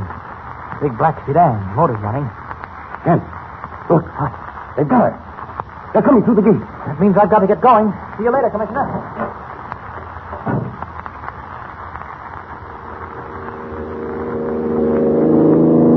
Okay, Joe. Pull up on the other side of the bridge. I don't know if we're being tailed or not, but I ain't taking no chances. I'll be right back, Joe. I got some business with the guy that runs this bridge. Okay, Pop. Open the bridge. What do you mean? I said open the bridge and don't stall. But you can't... Open it before I let you have it. That's the ticket, Pop. That's just against the law, so... No kidding. Hey, wait a minute. What are you doing now? The signal lights, they got to be changed from green to red. No, they don't. I want them to stay green. All right, turn around. Yeah, this rope will fix you up good. All right, get down on your belly. Hey, you can't do this now. Get down. Couple of turns around your ankles and you're all set. So long, Pop. Come back! Come back here! All right, get going, Joe.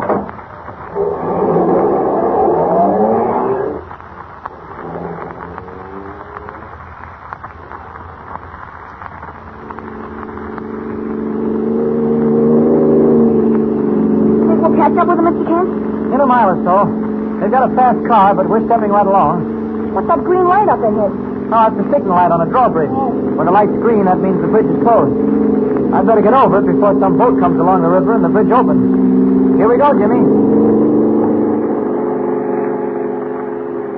Hadn't you better slow down going over the bridge, Mr. Kent? We can't afford to slow down, Jimmy. They're about a mile ahead of us now.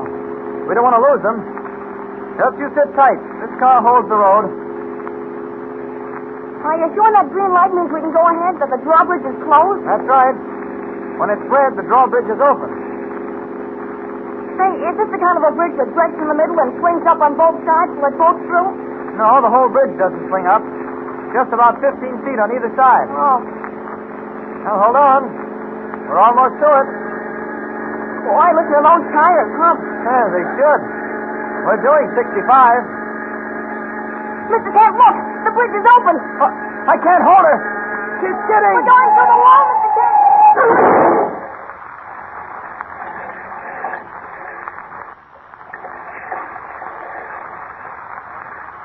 Crashing through the iron guardrail, the car plunges to the swirling river below, with Kent and Jimmy trapped behind its closed doors.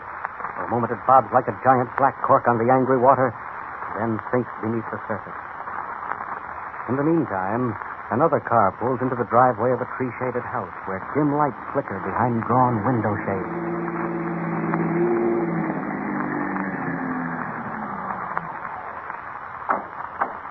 Okay, sister.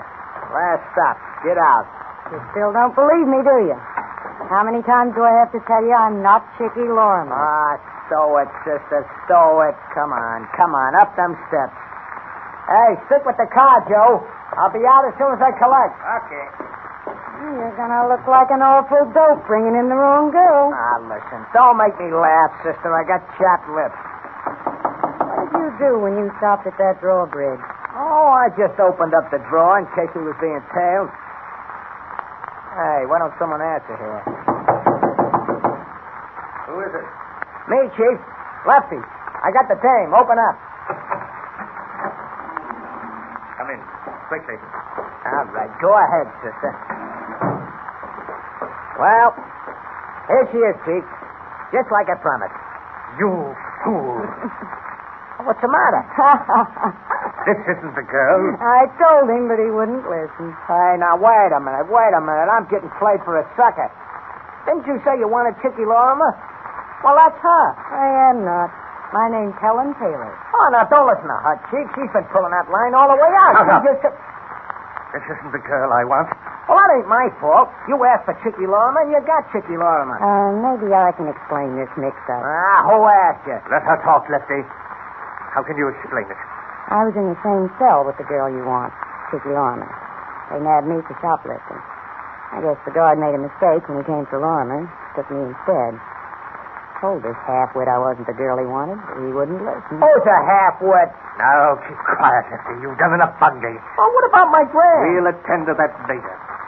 So, young lady, you were in Chicky Lorimer's cell. Did you discuss anything with her? Who wants to know? I do. You the yellow mask? What made you ask that? Chicky gave me a message for the yellow mask. In case I got out before she did. A message? What kind of a message? Well, personal. Wait outside, Lefty. All right, I don't know what it's all about. No, Miss... Taylor. Helen Taylor. No, Miss Taylor. What was the message? Are you the yellow mask? Yes, I am. It's about the jewels. Yes? Chicky said to tell you she was sorry she pulled that trick on you when she took the jewels. Yes, but where are they? I'm coming to that. Give me a chance. He said the cops didn't get the jewels. I know that, but where are they? Where did she hide them? The suitcase is hidden under a bush in the field near the Parkway Tower. She described it to me so I could show you how to find it. Excellent. We'll leave at once and pick it up. And I shall see to it that you're rewarded handsomely, Miss Taylor. Oh, that's all right. Say, have you got a phone here? I'd like to call my sister and tell her I'm out of jail. A phone? Certainly. In the room at the head of the stairs. Over there. Go right ahead. I'll wait for you here. Thanks. Only take me a minute.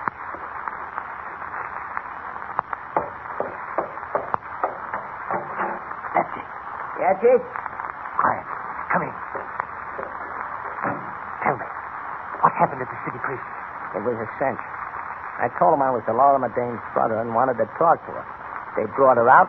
I pulled the gap. Nobody made a move. It was a pipe. They let you walk out of there. Nobody stopped you. I tell you, I strolled out of there like I was walking in the Easter parade. There's something wrong here, Lefty. Stay where you are while I listen in on this telephone extension.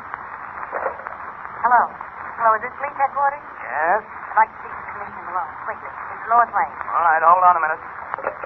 Lois Lane. I thought she looked familiar. You were right, Lefty, when you said that you were being played for a sucker. They're trying to play us both for suckers. But the game isn't over. Not by a long shot. In fact, Lefty, it has just begun.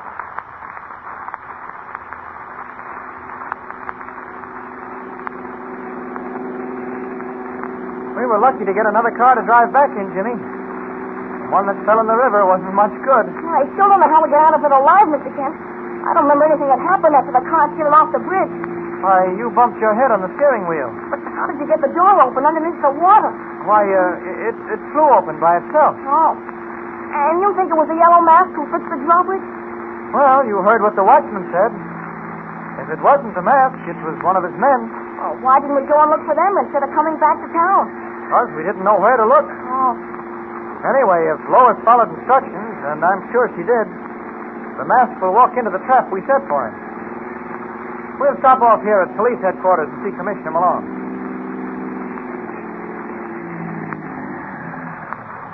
There we are. All right, come on, Jimmy. All right. Isn't that the commissioner coming out? Huh? What? Yes, you're right. Commissioner Malone. Yes. Oh, what are you doing here? I thought you followed Miss Lane and those men. Why, we did, Commissioner, until they stopped us by leaving a drawbridge open. Jimmy and I came close to having a serious accident. You can tell me about it later. Miss Lane called. I don't know how she managed to get to a phone, but she did. We're on our way to the Parkway Tower field right now. Is everything all right? So she said. Evidently, the mask fell for her story. Good. He's going to the field to pick up the suitcase full of jewels? Yep. She'll be with him. Working out just as we planned it.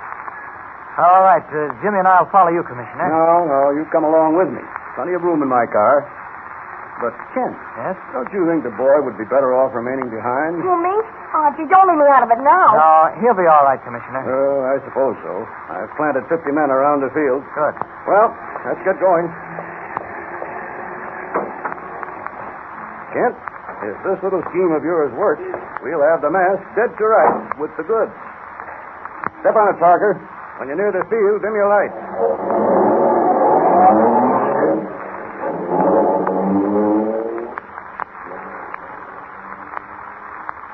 Crouched in the darkness, Kent, Commissioner Malone, and Jimmy Olsen wait for the yellow mask to walk into the trap. A trap baited with an empty suitcase. While hidden in the tall grass surrounding the field are 50 trained men of the homicide squad, on the alert, guns drawn, ready to close in on the most dangerous criminal at large. As the minutes go by, Kent and the police commissioner converse in husky voices. He should have been here by now, Kent. The plane said they were leaving at once. It would take less than an hour. He'll show up.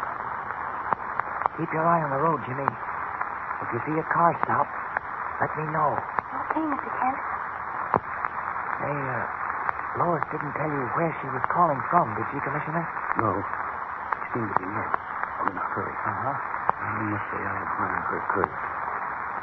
What'd she tell me? The yellow mask stopped for nothing. Absolutely nothing. He's half mad, drunk with lust for power. Mr. Kent, I hear a car. That's a plane. See it in the east? You can just make out its wing lights. Probably a transport coming into the airfield. No, it hasn't enough wing spread for a transport. Keep your eyes on the road, Jimmy. Oh, I forgot. That plane is coming in for a landing. Looks like a private job. I hope he doesn't think he can land in this field. No, he'll level off and slide into the airport. He's got his searchlights on now. He's not going into the airport. He's diving straight at us. No, Kent. He can't be. He is. Look out! Look out! He's coming right at us.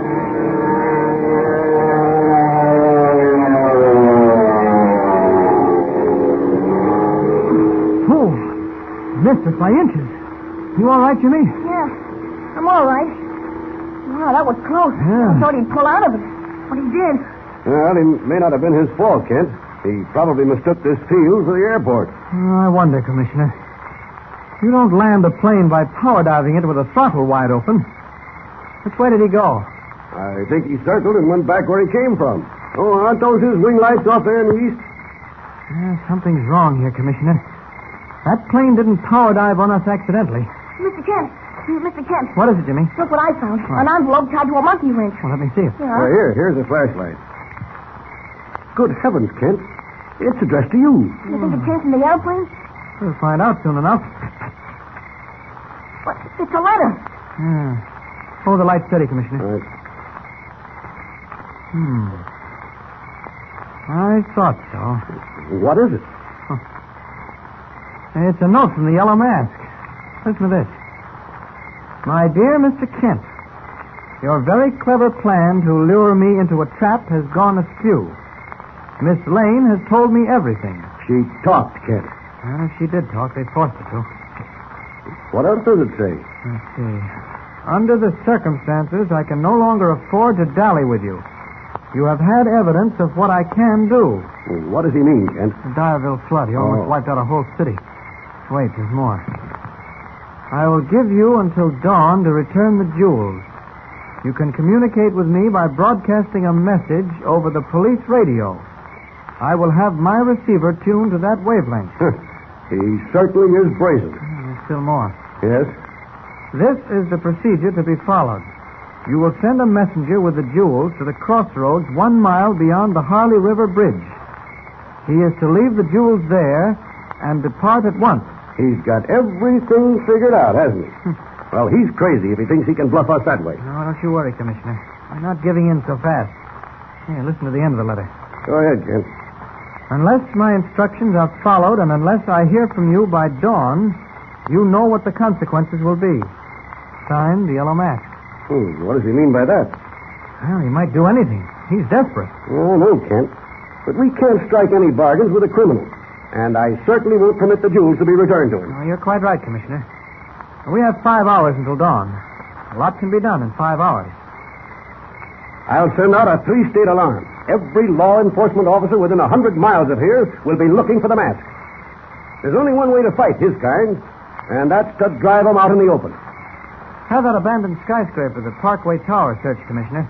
The mask has been using it as his headquarters. You might find a lead to where he is now. Okay.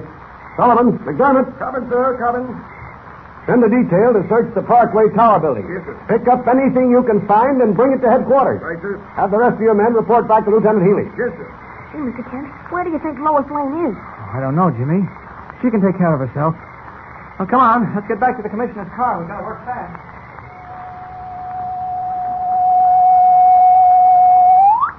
Calling all cars. Calling all cars. Tri-State Emergency Alarm 4327. Wanted. Man known as the Yellow Mask. Age about 45. Weight 160, 160.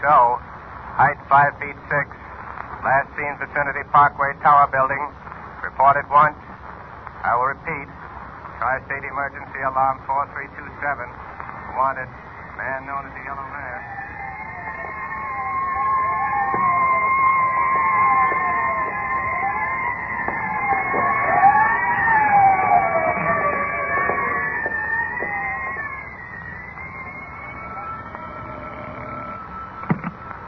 Commissioner's office. Yeah. All right. Bring him in. There's got another one, Kent. What does that make, 10? No, 11. I've been counting them. You should be asleep, Jimmy. Only now with all this going on. Get in here.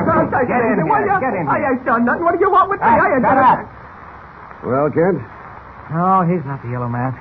take him away, Kelly. Okay, Chief. Grant. Take it easy, sir. Take it easy. Well, it's 4 o'clock, Kent. Only 2 hours to go. Squad cars have covered every inch of the city. I'm at the end of my rope. You're tired, Commissioner. Why don't you stretch out on the couch in the next office? We'll call you if anything breaks. Well, maybe I should. My head is pounding. Well, don't forget to call me if something happens. Sure thing. You're worried, Mr. Kent, aren't you? Uh-huh. I say you're worried, aren't you? Frankly, Jimmy, I am. You should have heard from Lois by this time. Well, maybe she can't call. Maybe there isn't a phone. Yeah, maybe. You know, Mr. Kent, I often wonder why there have to be people like the Yellow Mask in the world. Why can't everyone be honest and decent? Well, most everyone is, Jimmy. There are just a few people who think they can get away with being dishonest, but they can't. Sooner or later, the law catches up with them. Now, I'll take it. Hello? No, Commissioner Malone is resting. Can I take the message? This is Clark Kent. Yes? I see. Thank you. Good news, Mr. Kent? No, Jimmy, no news. How much more time have we? Mask said if he didn't hear from us by dawn, something would happen. Jimmy, we started this, and we've got to finish it. We'll have to take a desperate chance. What do you mean? Unless we discover where the mask is hiding out, we're up against a blank wall. We could sit here until doomsday without accomplishing anything. Yeah, that's right. But the only possible way to track him down, the only way I can think of, is to do as he says. You mean return the jewels? Leave them at the crossroads like he said in the message? Yes, we've got to find out about Lois, and we've got to lay our hands on the mask. And Commissioner Malone let you take the jewels. Well, we don't need the jewels, Jimmy. We can fill a suitcase with stones and leave it at the crossroads. But what will happen when the Yellow Mask discovers it's just stones? Well, he won't have time for that. You see, we'll be hiding in the woods near the crossroads. When the mask, or whoever he sends to pick up the suitcase, arrives on the scene, we'll hop on him. Well, how does it sound? Okay, if he falls for it. Well, there's no harm trying. We'll broadcast a message to the mask over the police radio, just as he instructed us to do. And then we'll drive to the crossroads, leave the suitcase, drive off down the road, and then sneak back on foot through the woods. We'd better take plenty of cops along. Oh, no, that would spoil it. Fewer the better. In fact, I was thinking of tackling it alone. And leave me out? Nothing doing. I'm going along. I want to see the mask captured. And I guess we'd better include Commissioner Malone. Well, you wake him up and tell him what we're planning while I arrange for the broadcast of the mask. I'll meet you in the hall. Make it snappy.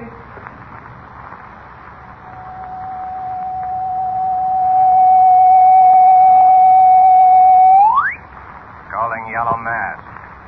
Calling the Yellow Mask.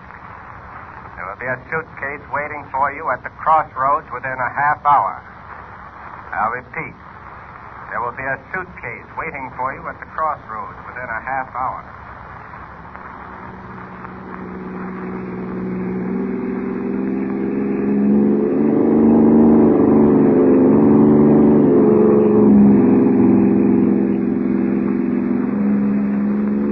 We'll be at the crossroads in a few minutes. You two had better duck down while I plant the suitcase. Someone may be watching. I don't like this business, Kent. You should have let me bring some men along. Don't you worry, Commissioner. If they show up, we can handle them. You all right, Jimmy? Oh, sure. We almost there? Yes, it's right up ahead. All right, duck down and keep quiet. Here we are. I'll make a U-turn. There we are. I'll be right back. You keep low.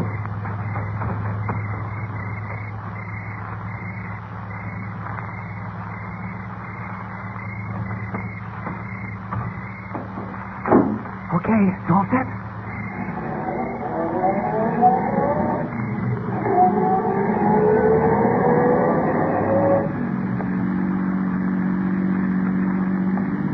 There. You can sit up now. So where'd you put the suitcase, Mr. Kent? On a tree stump. They can't miss it. Well, what if it's gone before we get back? Well, that's a chance we have to take. Yeah.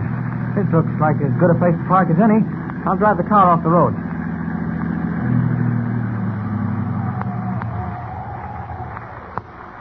That ought to do it. All right, quickly. Duck into the woods. Now follow me. Single file. Make as little noise as possible. If anyone had told me I'd be doing this at 4 o'clock in the morning, I'd have called them crazy. It may not be so crazy, Commissioner. What if we catch the yellow mask? Wait.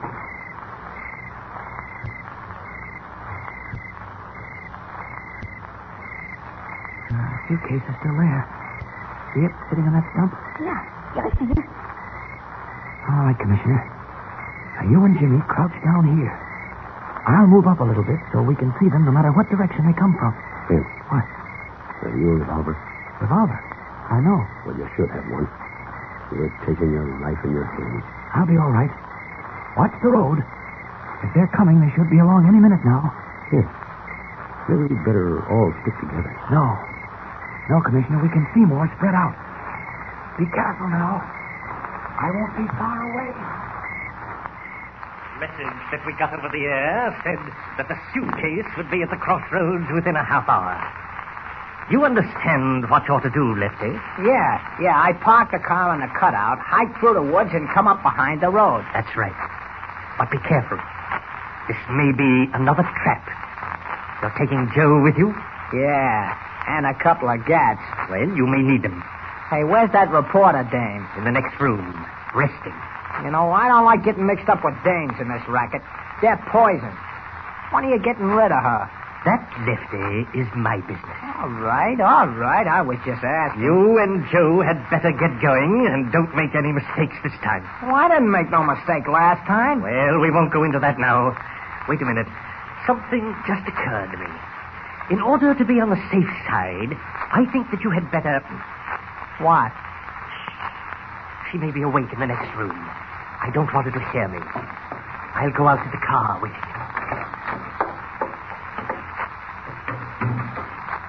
Now, as I was saying, Lefty, in order to be on the safe side, what I think that you had better do is this. As Lefty and Joe leave the hideout with final whispered instructions from the Yellow Mask, Clark Kent as Superman waits alone in the darkness of the crossroads. The quiet of the night, broken only by the chirping of crickets and the eerie hum of insects. Listen. Well, looks like my little scheme failed. Not a sign of anyone. What's that? Oh, just a hoot owl. Dawn will be up soon. Wait. Someone's coming through the woods. Maybe an animal. No, it's a man. 2 men. Our plan has worked. There it is, Joe. On that stump. Grab it. Okay, Lefty, I got it. Put that suitcase down. Huh? Who's there? You heard what I said. Put down that suitcase. Let him have it, Joe. Okay, He's Lefty. across the road. Okay. So you want to play, huh? Well, see how you like this little game. Those slugs didn't hold him at all. Beat it, Joe. No, Beat it. No, you don't. Oh. That's only a sample. Now, see how you like this? Oh, hey, I'm getting out of here. Mr. Kent! Mr. Kent! I heard those shots. I can't let them see me as Superman. Kent, where are you? Right here. Oh, one of them got away. I tried to catch him. You must have struck this one plenty hard. He's out cold. What happened, Kent? We heard 2 shots. Yes, but fortunately their marksmanship was bad. Both bullets missed me. I closed in on them and got one, but... Oh, boy, the scuffle, the other one ran off through the woods. Well, you took a terrible chance, Kent. Battling armed desperados. Well, maybe not as much of a chance as you think. Yeah, wait, let's have a look at this fellow. I turn him over here. Well, you know who he is, Commissioner? I haven't the faintest idea. Gee, sure looks mean. Well, one thing is certain. He's part of the masked gang, and he probably knows where the hideout is. I suggest we take him to the police station back in the next town and pump him. What do you think, Commissioner? We might learn something if we can get him to talk. Oh, he'll talk, all right. His kind usually do when they're in a tough spot. Now, I'll go back for the car. Okay. Mr. Kent. Yes, Jimmy? Did you really knock this guy out? Why, yes. Don't you believe me? Sure, I believe you all right, but... Well, I'm just wondering. Wondering, Jimmy? Wondering about what?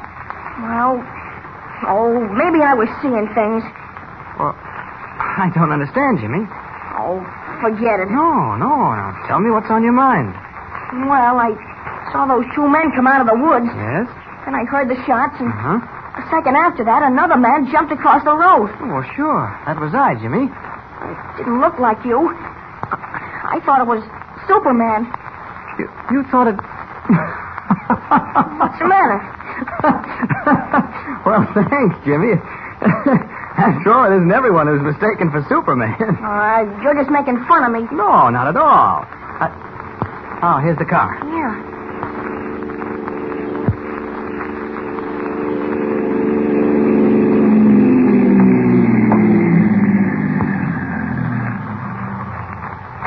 Okay, Commissioner. Come on over here and grab his feet, will you? All right. We'll dump him in the back. Say, Mr. Kent, the suitcase is still here. They didn't get it. Bring it along, Jimmy. Okay. Careful, Commissioner. There. That does it. All right, hop in, Jimmy. Right. Say, do you think he'll tell us where the mask is hiding out, Mr. Kent? He's got to tell us, Jimmy. It's our only chance.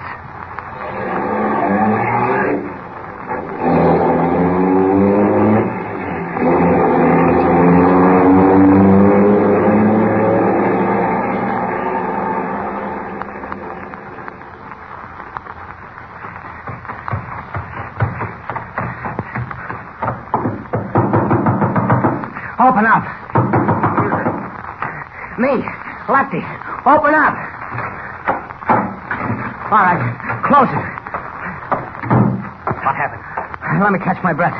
I had to run all the way. Where are the jewels? I couldn't get them. What do you mean? Now, take it easy, Chief. Now, don't tell me to take it easy. What happened, you fool? Now, give me a chance, will you? Did you follow my instructions? Yeah, sure. Me and Joe parked the car on a side road and then hiked through the woods. Was the suitcase there? Yeah, it was there. Looked like a pipe, Chief. We jumped out of the woods and Joe grabbed it. And we were starting back for the car when it happened. What happened? A big guy hopped out of the bushes across the road. He was wearing some kind of a uniform. I yelled at Joe to let him have it, and he did. Twice. But I swear, as sure as I'm standing here, them slugs bounced off the big guy's chest. Oh, you're out of your mind. Now, Chief, I seen it with my own eyes. Well, anyway, the big guy closed in and started throwing punches. I figured we didn't have no chance against him, so I beat it fast. What happened to Joe? He caught one on the button and went down. So you left him there to answer all their questions. Oh, Joe won't talk. He'll talk when they start working at him. I knew that I shouldn't have trusted this job to you. It wasn't my fault, Chief. Shut up. Now that you've bungled it, I've got to figure a way out. You said that the jewels were there. Yeah. In a suitcase, sitting on a stump. How do you know what was in the suitcase? Well, I didn't open it, but it was heavy. Listen, Chief, if you think they'll make Joe talk, we better scram out of here. Oh, no. We'll stay right here and wait for them. Yeah, but, Chief, that big guy... You turning yellow, Lefty? Oh, me? Say, I ain't afraid of... Good. Then you'll help me welcome them. You see, Lefty, this house was built for visitors such as we expect. Now stand back against the wall. Now I slide this picture away and press this little button. So. Holy gee, a trapdoor. Look down the hole. What do you see? Looks like a swimming pool without any water. A very apt description, Lefty. It's a concrete tank, 2 feet thick on all sides and rising 8 feet from the basement floor. Yeah? What's it good for? You shall see. The trapdoor will be all set when our friend Mr. Kent and his companions arrive. The moment they step on it, they will fall into the concrete tank. Then I throw a switch from the second floor, and iron bars will slide over the top of the tank. Can you picture it? Yeah. That's so they can't climb out. Precisely. It's just like being in jail, huh? Yes, Lefty. A jail from which there is no escape. You mean you leave them down there without giving them nothing to eat and no water? That's the idea. Hey, I don't like that kind of business, Chief. Whether you like it or not, you're a part of it.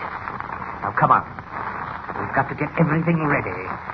If they're coming at all, they should be here soon.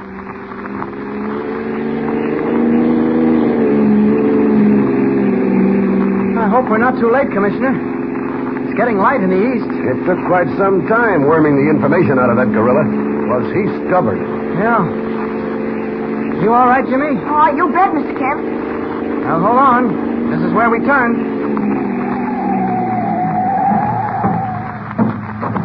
Great Scott, what a road. We never would have found this place without directions. What a road. That must be the house up ahead. Well, I'll stop here. All right, now be quiet. Follow me. This place looks deserted, Kent. There's not a light burning. Quiet. They may be asleep. Look, Kent. What? Smoke coming out of the chimney. There's someone here. Good.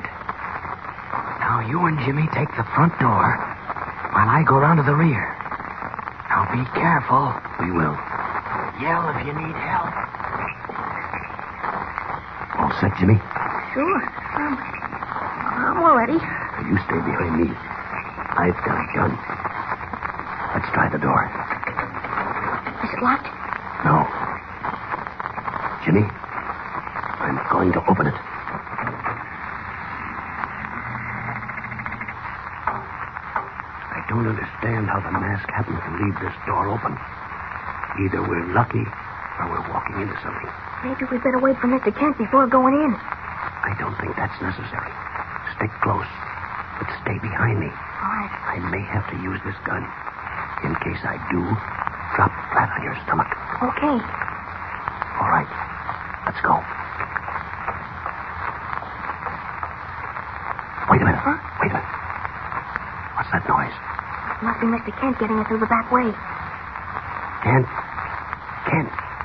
Can't hear you. That door must lead to the rear of the house. Come on, Jimmy. Okay.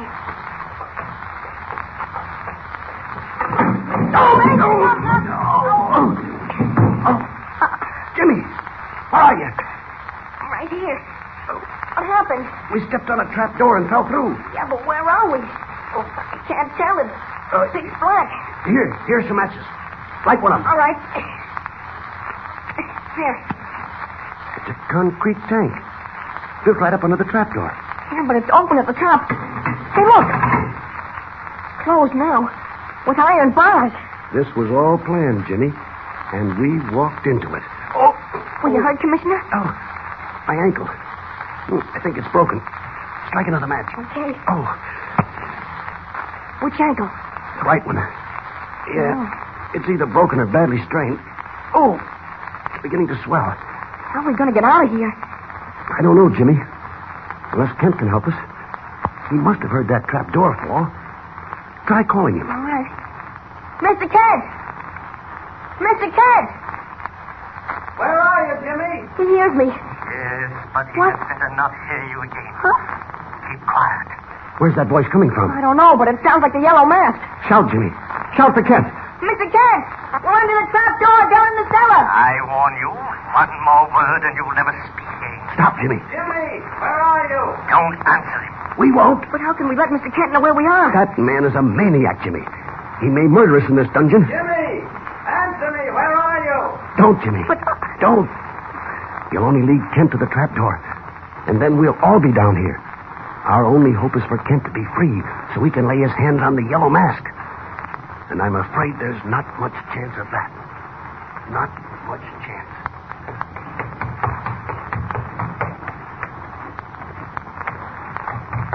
Jimmy!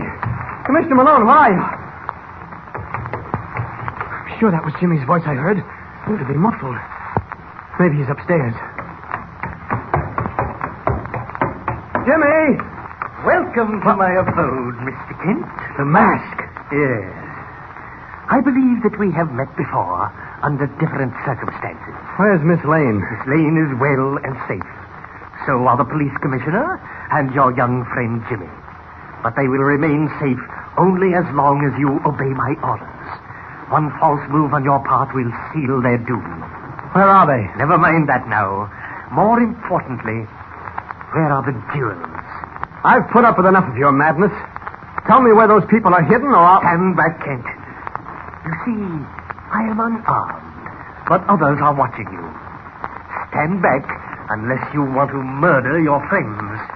You can't bluff me. This isn't a bluff, Kent. Lay one finger on me and you will suffer.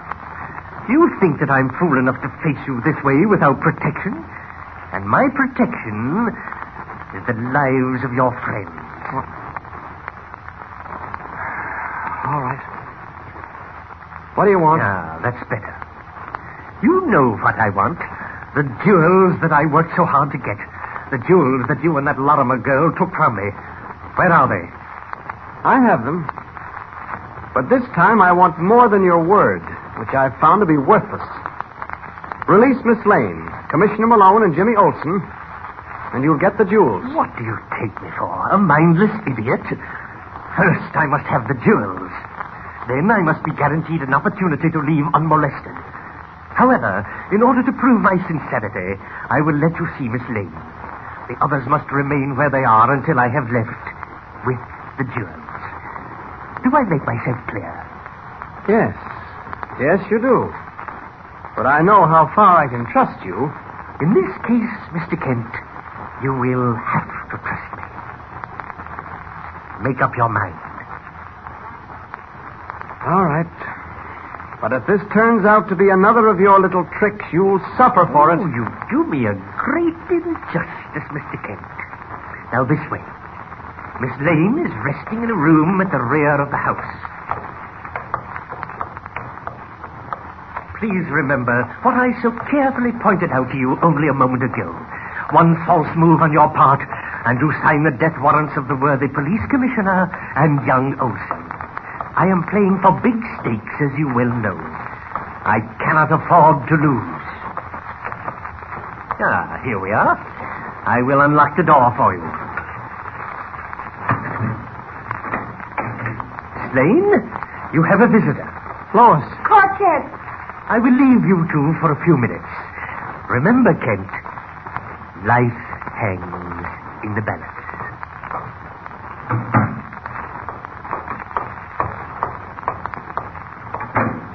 Lefty. Yeah? Listen closely. Make no mistakes. I think I have Kent where I want him. Who is Kent? The newspaper reporter responsible for my having lost the jewels. What difference does it make?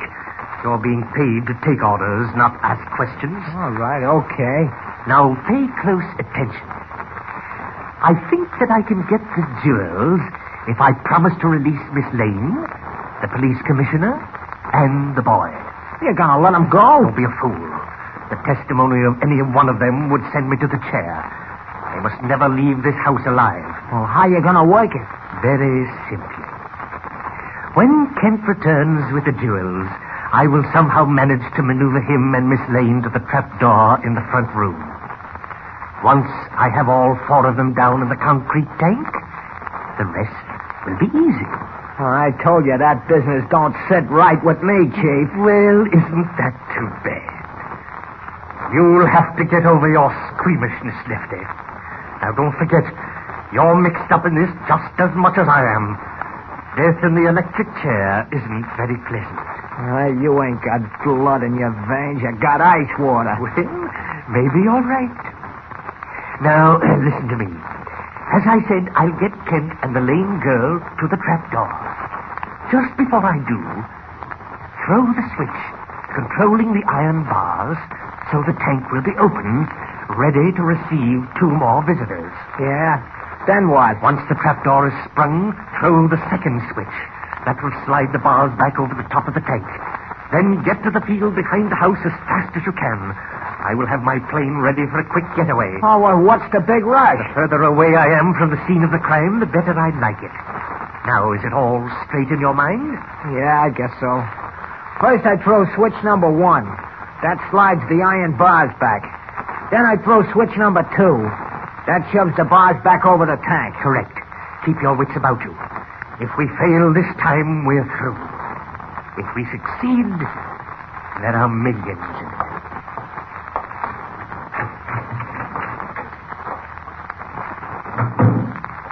Stick close to those switches.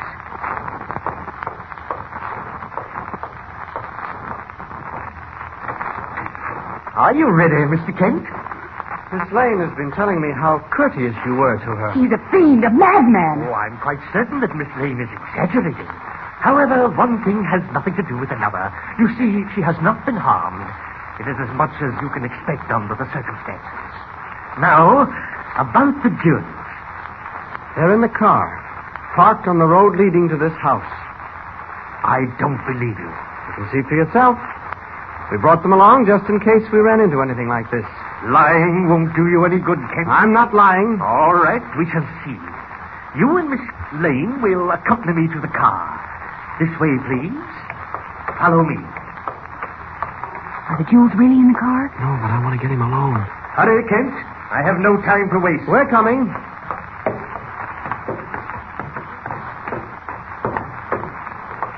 One moment while I turn on the light. This front room seems a little dark. There we are. Miss Lane, Mr. Kent, you may precede me out the door. Come on, Lois.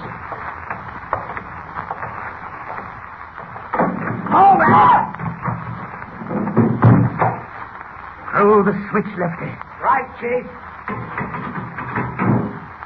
Very nice. Very... Lois. Lois, you all right? Oh, Clark. Are you all right? Yes, I think so. Oh. What happened? We fell through a trap door. Just like we did, Kent. Commissioner Malone, is that you? That's right, Kent. Where's Jimmy? I'm right here, Mr. Kent. Can't see anything. It's so dark. Oh, hello, Miss Lane. Why, hello, Jimmy. How on earth did you get down here? Through that same trapdoor. We heard Mr. Kent yelling for us, but we couldn't answer. You couldn't. Why not? The mask warned us not to. He threatened to wipe us out if we did. I thought it best not to take a chance. The man is a maniac. There's no telling what he'd do. Oh. What's the matter, Commissioner? We hurt his ankle. No, it's nothing, Kent. Just a slight sprain. Here, let me look at it. I got some matches. I'll light one. All right. Here. Pull the match higher, Jimmy. It really isn't serious, Kent. Oh, that ankle is more than sprained, Commissioner. Might even be broken. We've got to get you out of here. Oh, don't worry about me. You have your hands full watching out for Jimmy and the young lady. How do you propose getting them out of this dungeon? Well, I can climb up and open the trap door. Oh, no, you can't. There are steel bars over the top of the tank. Oh, how could there be? Lois and I fell through when the trap door gave way under us. The steel bar slid across the top after you fell through. I'm afraid he's got us, Kent. Right where he wants us. Well, what's going to happen when he doesn't find the jewels in the car? Jewels in the car? Yes, I told the mask the jewels were in the car. I wanted to get him outside alone. Unfortunately, Mr. Kent, you are not successful. Where's that voice coming from? What difference does it make? All you are required to do is to listen to it. And listen carefully. This is your last chance. The last chance for all of you. I have reached the limit of my patience.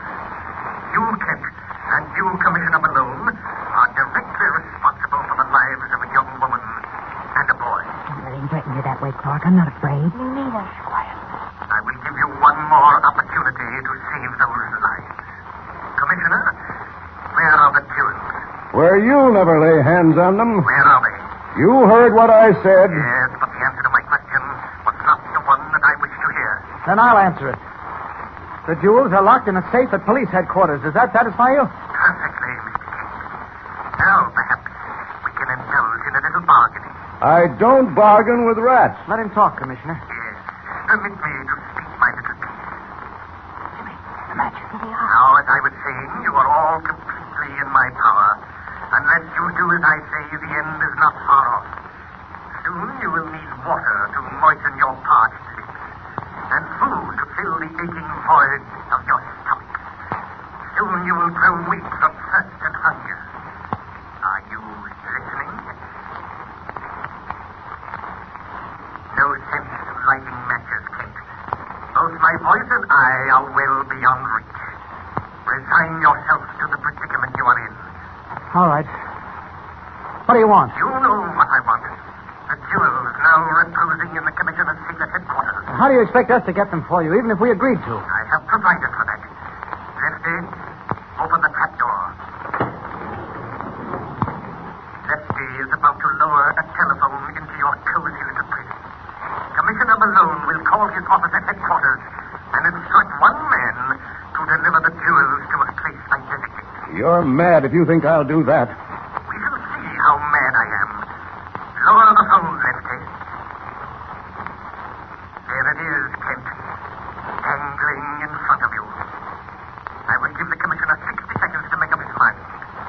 Remember, just 60. You can make it 60 hours for all the good it'll do. Don't lose your head, Commissioner. Got to think this thing out. It doesn't take any thinking, Kent. I'll starve to death before I'll get into that maniac. Does he imagine for one moment that I would call headquarters and arrange for those jewels to be delivered here to him? If he does, he's crazier than I thought. I grant you, he's crazy. That makes him all the more dangerous. You may have to agree to do as he says, at least temporarily. What do you mean? The minute is up. Have you made up your mind, Commissioner? Yes, and it hasn't changed. You refuse to call your office and have the jewels delivered to me? Absolutely. Very well. We... Do we? Yes, I know. What are you talking about now, Ware? If this is a trick, you will all suffer for it. It's no trick. Go ahead, Commissioner. I'm doing this against my better judgment, Kent. Give me Metropolitan 4000. You are to instruct one man to deliver the jewels to the crossroads, 1 mile beyond the Harley River Bridge. He is to come unarmed. If you issue any other instructions, you sign the death warrants of 4 people. You understand? Hello. This is Commissioner Malone. Connect me with Captain Sullivan. I shouldn't be doing this. All right, believe me. Hello. Hello, Sullivan. I want you to do something for me. You remember that suitcase we put in the custodian's safe? Yes. Yes, the one with the jewels. Sullivan, I want you to get it and bring it to me. Tell him he's to come alone, Commissioner. You're to come alone, Sullivan. And unarmed. Don't carry a gun, Sullivan. Oh, never mind why. Do as I tell you. Now listen while I give you your directions. Take Route 14 to the crossroads, a mile beyond the... Unable to change into Superman without revealing himself to Lois, Jimmy, and Malone, Clark Kent stands by while the police commissioner orders the jewels to be brought to the Yellow Mask. But evidently, Kent has some plan in mind. In the meantime, the Mask has sent his henchmen, Lefty and Joe, to stop the police car at the crossroads. They crouch in the darkness as the car approaches. Suddenly, they leap to the center of the road, waving flashlights.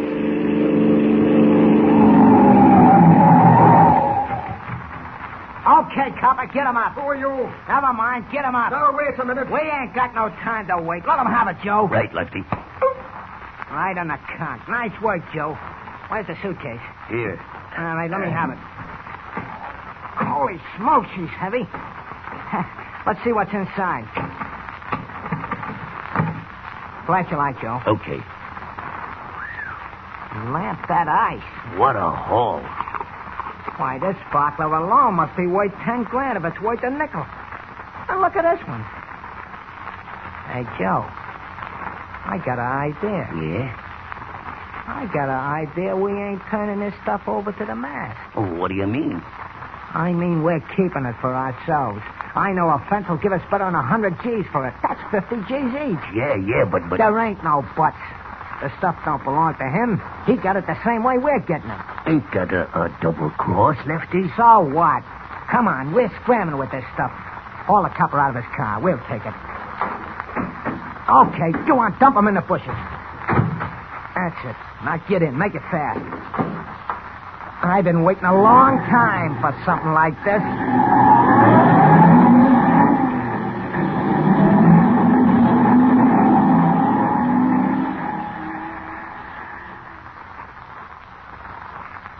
Well, I may be stupid, Kent, but I still don't understand why you forced me to make that call to headquarters and have Sullivan bring the jewels. What do you expect to accomplish? Keep your voice down, Commissioner. The mask probably has a dictograph planted somewhere in this concrete tank. Anyway, Lois and Jimmy have dozed off. Sheer exhaustion. Well, I'm not a bit surprised. Oh, neither am I. Kent, these last few days have been a nightmare. And then to have it end up with all four of us imprisoned in this tank with no hope of escape. I wouldn't say that. You mean you think the mask will release us once he gets the jewels? Oh. Don't be a fool, Kent. I know his kind. I've dealt with him for 30 years. No, I don't expect him to release us. Then why? Why did you insist that I obey his orders and have the jewels presented to him on a silver platter? Because the only way we'll ever convict him is to catch him with the goods. But good heavens, man. How can we convict him if we can't even lay our hands on him? Kent, I believe you're out of your mind. Not quite, Commissioner. How long has it been since you made that call to headquarters? Over an hour. Uh-huh. Captain Sullivan should be at the crossroads by now. And then what? Our friend the mask will be in for a little surprise. Why don't you try to get some sleep, Commissioner? Sleep? Yes. With my ankle throbbing the way it is? Oh, that's right. I forgot about your ankle. Does it hurt much? Well, enough, Kent. Hey, what do you mean by a surprise? I can't tell you now, Commissioner. That's what you've been saying all along. Don't you think I have a right to know what's going on? Be quiet. You're talking too loud. Jimmy's awake. Hey, where am I? What's happened? Everything's okay, Jimmy. Go on to sleep. This much I can tell you, Commissioner. And you'll have to trust me for the rest. Once Captain Sullivan delivers the jewels, the yellow mask is in for a surprise. The biggest surprise. What you think? If there has been any trickery, none of you will live to gloat over it. How could there be any trickery? You heard Commissioner Malone talk to Captain Sullivan at headquarters. He told him to bring the jewels just as you instructed. Yes, I heard that. But more than an hour has gone by since the telephone call was made. Where are the jewels? Sullivan may have been delayed. Or maybe he's waiting at the crossroads now. I sent two of my men out to meet him. They haven't returned. That's not our business. We did as you said. Personally, I hope you never get the jewels. You're nothing but a thieving, half-mad murderer. And if it's the last thing I do, I'm going to see you burn in the electric chair. Commissioner, please. Really? Lois and Jimmy are sleeping. Try not to wake them up. They need all the rest they can On get. the contrary, Commissioner Malone, I think I shall have the pleasure of seeing you burn. Ken, what does he mean? Just an idle threat. The jewels will be here shortly. I hope so, for all your sakes. I will return in 5 minutes. Keep your voice down, Commissioner. I'd give my right eye to get my hands around his neck for just 10 seconds. And you still may have that opportunity. Kent, do you really think that we'll ever get out of here alive? Of course. Once the jewels arrive. Oh, yes. You mentioned something about a surprise for the mask once the jewels got here. What did you mean? You'll find out. Just have a little patience. All the patience in the world will not reward Commissioner Malone.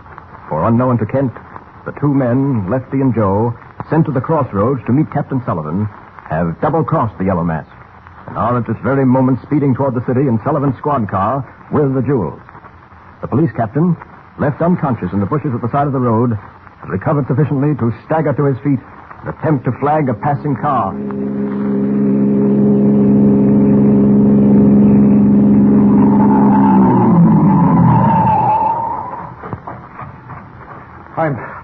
I'm Captain Sullivan of the city police. Yeah? 2 men knocked me out and stole my car. Good heavens. Can you get me to telephone? Sure. Hop in. Thanks.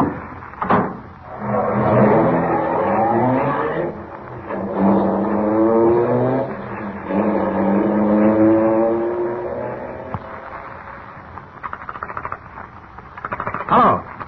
Hello, operator. There's an emergency. Get me police headquarters. Sergeant Henley. Hello, Henley. Now listen carefully. This is Captain Sullivan. That's right, listen. I'm at Cedar Falls. 2 men held me up, knocked me out, and stole the squad car. Yes, they got the jewels, too. Sent out a general alarm. What? No, I couldn't see either of them. It was too dark. Too dark, I tell you. Now get that alarm out before they hit the city. Yes, that's where they were headed. Now don't waste any time, Henry. We've got some time.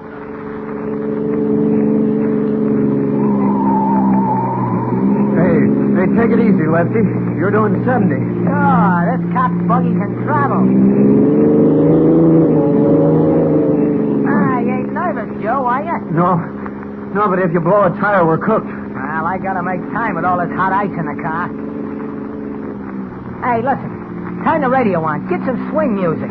That'll take your mind off getting killed. Oh, you can't get music on this kind of a radio. It's a shortwave set for police orders. Well, turn it on anyway. Let's hear what the bull's got to say. I never thought I'd be driving a police buggy. Not in a million years. General alarm 683W. Listen. Stop on sight. Squad car number 6. See, none but cops orders. Shut up. Squad car number 6, license 58-32. Old man who was driving and his companion. Hey, what are you stopping for? He's talking about this car. Listen. I will repeat. General alarm 683W. Stop on sight. Squad car number 6, license 58-32. Old man who was driving and his companion. That is all. Turn it off. What are we going to do? I don't know, but there's one thing you can lay money on. We ain't driving this buggy into the city. You got your gun? Yeah. Okay, grab the suitcase and hop out.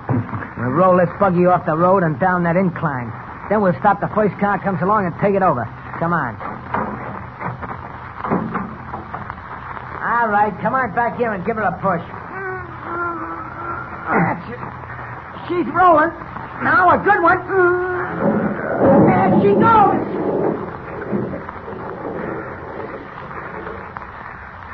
They won't find that jalopy for a long time. Hey, it's lucky we turned that radio on. Lefty, I think I hear a car coming. Yeah, you're right. Get over on the other side of the road. Flag him down with your light, but keep your gat handy in case it's a cop. Okay. He's coming fast. Start waving your light. He ain't gonna stop. Hey, you lunkhead, what'd you shoot for? I see he wasn't stopping. I figured I'd scare him. Yeah, so what did you do? You let him know there's a guy on the road here with a gat. He'll tell that to the first copper he meets, and before you know it, this place will be crawling with dicks. Grab that suitcase. We're heading cross country through the woods. It ain't healthy around here no more.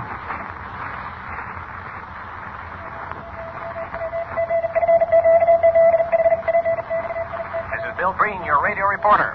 One of the greatest manhunts in the history of the state is now in progress. More than 150 hand-picked members of the police department are searching for 2 armed desperados who held up a police squad car.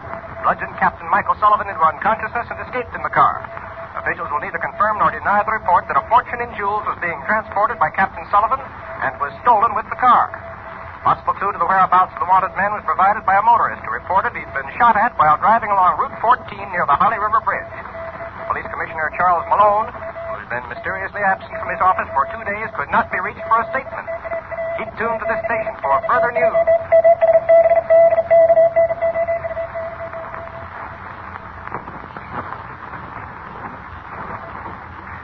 Sure was tough hiking through them woods, Lefty. Well, who told you to shoot at that car? Oh, you don't have to keep talking about it, do you? All right. What's that light up ahead? Must be a farmhouse. Well, we gotta get a car and get one fast. Maybe the farmer's got a jalopy. Come on, we sneak up behind the house. Hey, is that a car standing in the yard? Yeah, tin can. What's the difference as long as it runs? There ain't no difference. Look and see if it's got a key in it. Oh, okay. Maybe we gotta get the key. Give me your gun. I don't trust you no more. Follow me. Wait a minute. Take a gander through the window. See anything? Yeah. An old geezer sitting by the stove. Nobody else? That's all. We're in luck. Come on.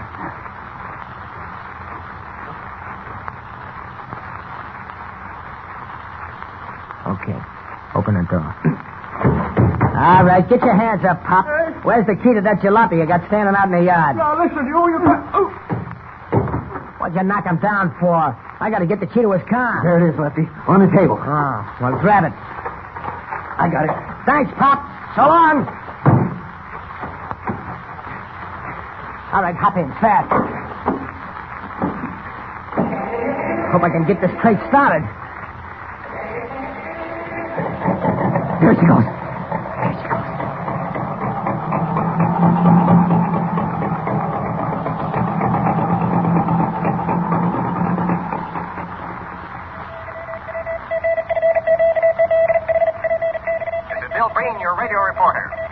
Closing in on the two desperados who early tonight stole a squad car rumored to have been carrying a fortune in jewels. Curtis W. Bailey, a farmer in Harley Falls, informed the authorities his 1933 car was stolen scarcely an hour ago by two armed men. He gave the police a description of the men, and their arrest is expected soon. Keep tuned to this station.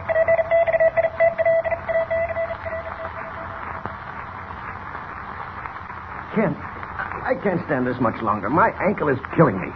Let me look at it. Oh, that won't do any good. How long have we been down in this dark hole? It seems like days. Oh, just a few hours. I'll light a match and look at your ankle. Swelling doesn't seem to have gone down any. It's broken. Don't touch it. Oh, wait a minute. Now, maybe I can set it for you. Can't. Take it easy now. Don't. Wait a minute. Oh! Fainted. Oh, it's a shame. Wait. That's a stroke of luck for us. Now, with Lois and Jimmy asleep, and Malone out for a while, I can break through this concrete. Superman. This corner looks as good a place as any. What did the mask say? It was 6 feet thick. That shouldn't stop me. Here goes. Gotta take it easy. Don't want to wake Lois or Jimmy. Giving. There. That does it. A hole big enough to crawl through. What's that? Malone's coming too. I'll have to change back to Clark Kent. Kent, where are you? Right here, Commissioner. And you'd better stay right there, Mr. Kent. What? I've got a double-barrel shotgun in my hands, and I'll blow everyone in that tank to kingdom come if you move where you are, Kent. I've got a shotgun in my hands, and I'll blow everyone in that tank to kingdom come if you move. Hey, what happened? Clark. Clark, where are you? Right here. Nothing's happened. That's what you think. Don't move, any of you. Someone's thrown him. Commissioner Malone. I stepped on his ankle and he fainted. See if you can help him, Lois. Don't move, Miss Lane. My finger is not very steady on this trigger. Clark, what'll I do? Here you are. What's the idea of the shotgun? You know we're helpless down here. A shotgun will just ensure you're being helpless until I decide how to get rid of you. What do you mean? I've just heard some disquieting news over the radio. News that concerns your fate and the fate of your friends. Now, wait a minute. I don't care what you heard over the radio. We followed your instructions to the letter. You wanted Commissioner Malone to call police headquarters and tell one man to deliver those jewels to the crossroads. But somehow you tricked me. Oh, no. That's not true. You heard Malone make the call. He ordered Captain Sullivan to bring the jewels to the crossroads. That was all he said. Then possibly you can explain why the two men I sent to meet Captain Sullivan are now being hunted by the police. Possibly you can explain why they haven't returned with the jewels. Well, maybe they decided to double-cross you and take the jewels for themselves. What did you say? I said maybe your own men double-crossed you and ran off with the jewels. Ah, no, my friend. Nobody attempts that with the yellow mask. Nobody. Oh, Clark, the commissioner's in pain. Mask! Yes, what is it? Commissioner Malone broke his ankle when he fell through the trap door into this tank. He's suffering. He won't be suffering very long. That much I can promise you. He's not human. Yes, Miss Lane, quite human. Human enough to suspect that your friend, Mr. Kent, and the worthy police commissioner have tried to trick me. How could we? I don't know, but there are sufficient grounds for suspicion. A report over the radio said that two men in possession of some jewels were being hunted by the police and are expected to be momentarily apprehended. If those are my men, something has gone wrong. It's not our fault.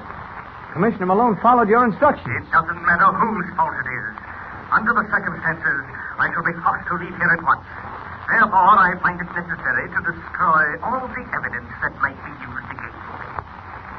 Unfortunately, Mr. Kent, you and your friends are that evidence. You're mad. No, just careful. Now, wait. I warn you, Mask. If any harm comes to Miss Lane, or to Jimmy or the commissioner, you'll have someone besides the police to account to. A very pretty speech, Kent. Very pretty. It wasn't meant to be pretty. Of course, I know it's too much to expect from anyone like you, but the least you could do is give us time to live up to our part of the bargain. Time? I've given you plenty of time. The jewels should have been here an hour ago. However, just to prove to Miss Lane that I am human, I'll give you 10 more minutes. I happen to have a clock handy. Hear it? 10 minutes, Kent. As the clock slowly ticks the seconds away, and each passing moment brings Clark Kent closer to the time when he must reveal himself as Superman in order to save 3 lives, the masked henchmen Lefty and Joe, who, as we know, have double-crossed the mask and are fleeing with the jewels in an old stolen car, begin to lose their nerves. They hear the distant wail of police car sirens.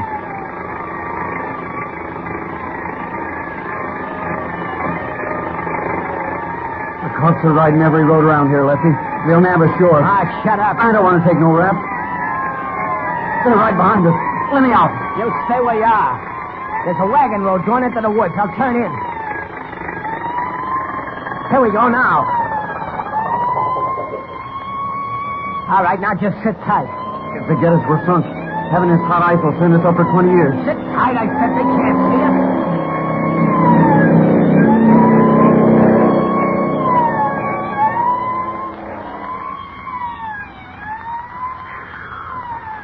Oh, what a break. They went right by. Let's get rid of this car, Lefty. It ain't safe. We can leg it through the woods. And leave the jewels? Not me. I don't want no part of them. They're too hot. Ah, take it easy, Joe. We'd be mugs to let loose of the stuff now we got our hands on it. Let me think. It's too hot for me. Hey, look. Look, here's what we'll do. We'll take it back to the mask. He's got an airplane. We can make a quick getaway. Give these cops the slip. And then what? Well, if the mask don't pay off the way we think he ought to pay off, we settle with him. Hmm? What do you mean? You know what I mean. Oh. Come on, let's get going. I don't like the sound of them sirens. They give me the willies. All right, grab the suitcase. Okay. Now follow me.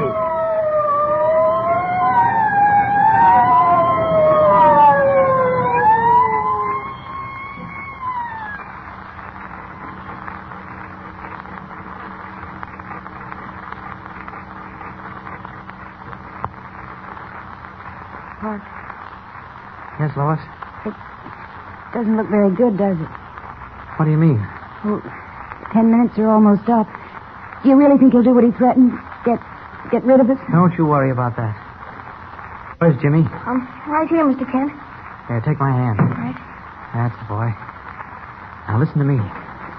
There's a hole in the side of this tank. A hole? How did it get there? Never mind that now. You crawl through first, Jimmy. And Lois will follow you. Yeah, but what about you and Commissioner Malone? He hasn't come to yet. He must have passed out completely from that broken ankle. I'll take care of him. Let Miss Lane go through, Mr. Kent. I'd rather stick with you. No, Jimmy, you've got to go along with Lois to protect her. And somehow you both must find your way out of this basement. Be quiet and be careful. Chances are you'll find a flight of steps leading to the yard in back of the house. Hide there until I call you. No matter what you hear and no matter what happens. All right, now hurry. You first, Jimmy. Okay. Okay, Jimmy? Yeah, I'm through. All right, Lois. And please don't worry. I won't. We'll be waiting for you, Clark. Right. I don't like them wandering around alone, but it's a chance I had to take. Now I can deal with the mask as he should be dealt with. As Superman. First, I'll have to carry Malone through that opening. There. He won't be hit now in case the mask makes use of that shotgun. Your 10 minutes are up, Kent. Mr. Kent isn't here. What's that? I said Mr. Kent is gone. What, you trying to pull another one of your tricks on me? Oh, no, this time it won't work. This is the end. You're right, Mask. The end for you. Here I come, right through the iron bars covering the top of your tank. Up, up. No use shooting now. You're too late. Where are you? Oh, there you are, eh? Put that gun down. Stand back. Stand back, I say. You've given your last order, Mask. Now you're going to pay for everything. Who are you? What difference does that make? Give me that gun. No. No. Well, I see I'll have to take it away from you. And break it in two. Now I'll settle with you. No. No, you'll kill me. Frightened, aren't you? Trembling like a leaf. But you weren't frightened when you planned to murder 4 human beings in that concrete tank, were you? You didn't tremble when you lured those transport planes into that quicksand pit and buried people alive, did you? I'll confess. I'll tell everything. There's nothing you can tell that I don't know. Boss, open up. Who's that? My men. Well, that's very interesting. Maybe they have the jewels. Boss, it's locked. Open up. I'll open the door. Come in, gentlemen. Hey, what is this? I said come in. Must I help you? All right. Hey, let go of me. My arm. I see you have the suitcase containing the jewels. Very nice of you to bring it back. I'll take it. Hey. No, Lefty, no gun. He's right, Lefty. If you want to remain in one piece, drop that gun. There, that's better. Now, just relax while I phone the police and ask them to pick you 3 up. You can't pin nothing on me. Oh? Let him have it, Joe. Oh, that's the way you want it, eh? All right, here goes. That gun won't help you, Lefty. Now, Mr. Yellow Mask, this is something I've been wanting to do for a long time. No! That should keep the 3 of them quiet for some time. It looks like Superman's work is over. Clark Kent can put the call in to the police. Operator, get me police headquarters. That's right, police headquarters.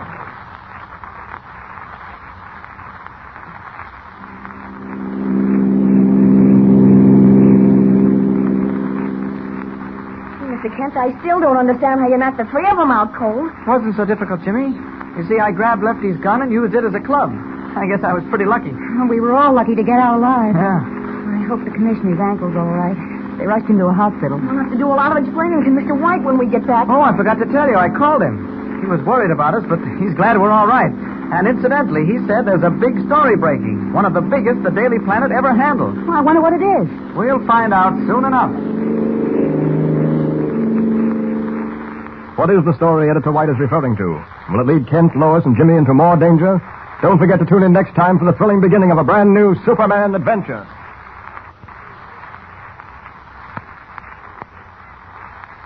And remember, tune in the next thrilling installment of the transcription feature, Superman. Up in the sky. Look! It's a plane! It's a plane! It's Superman!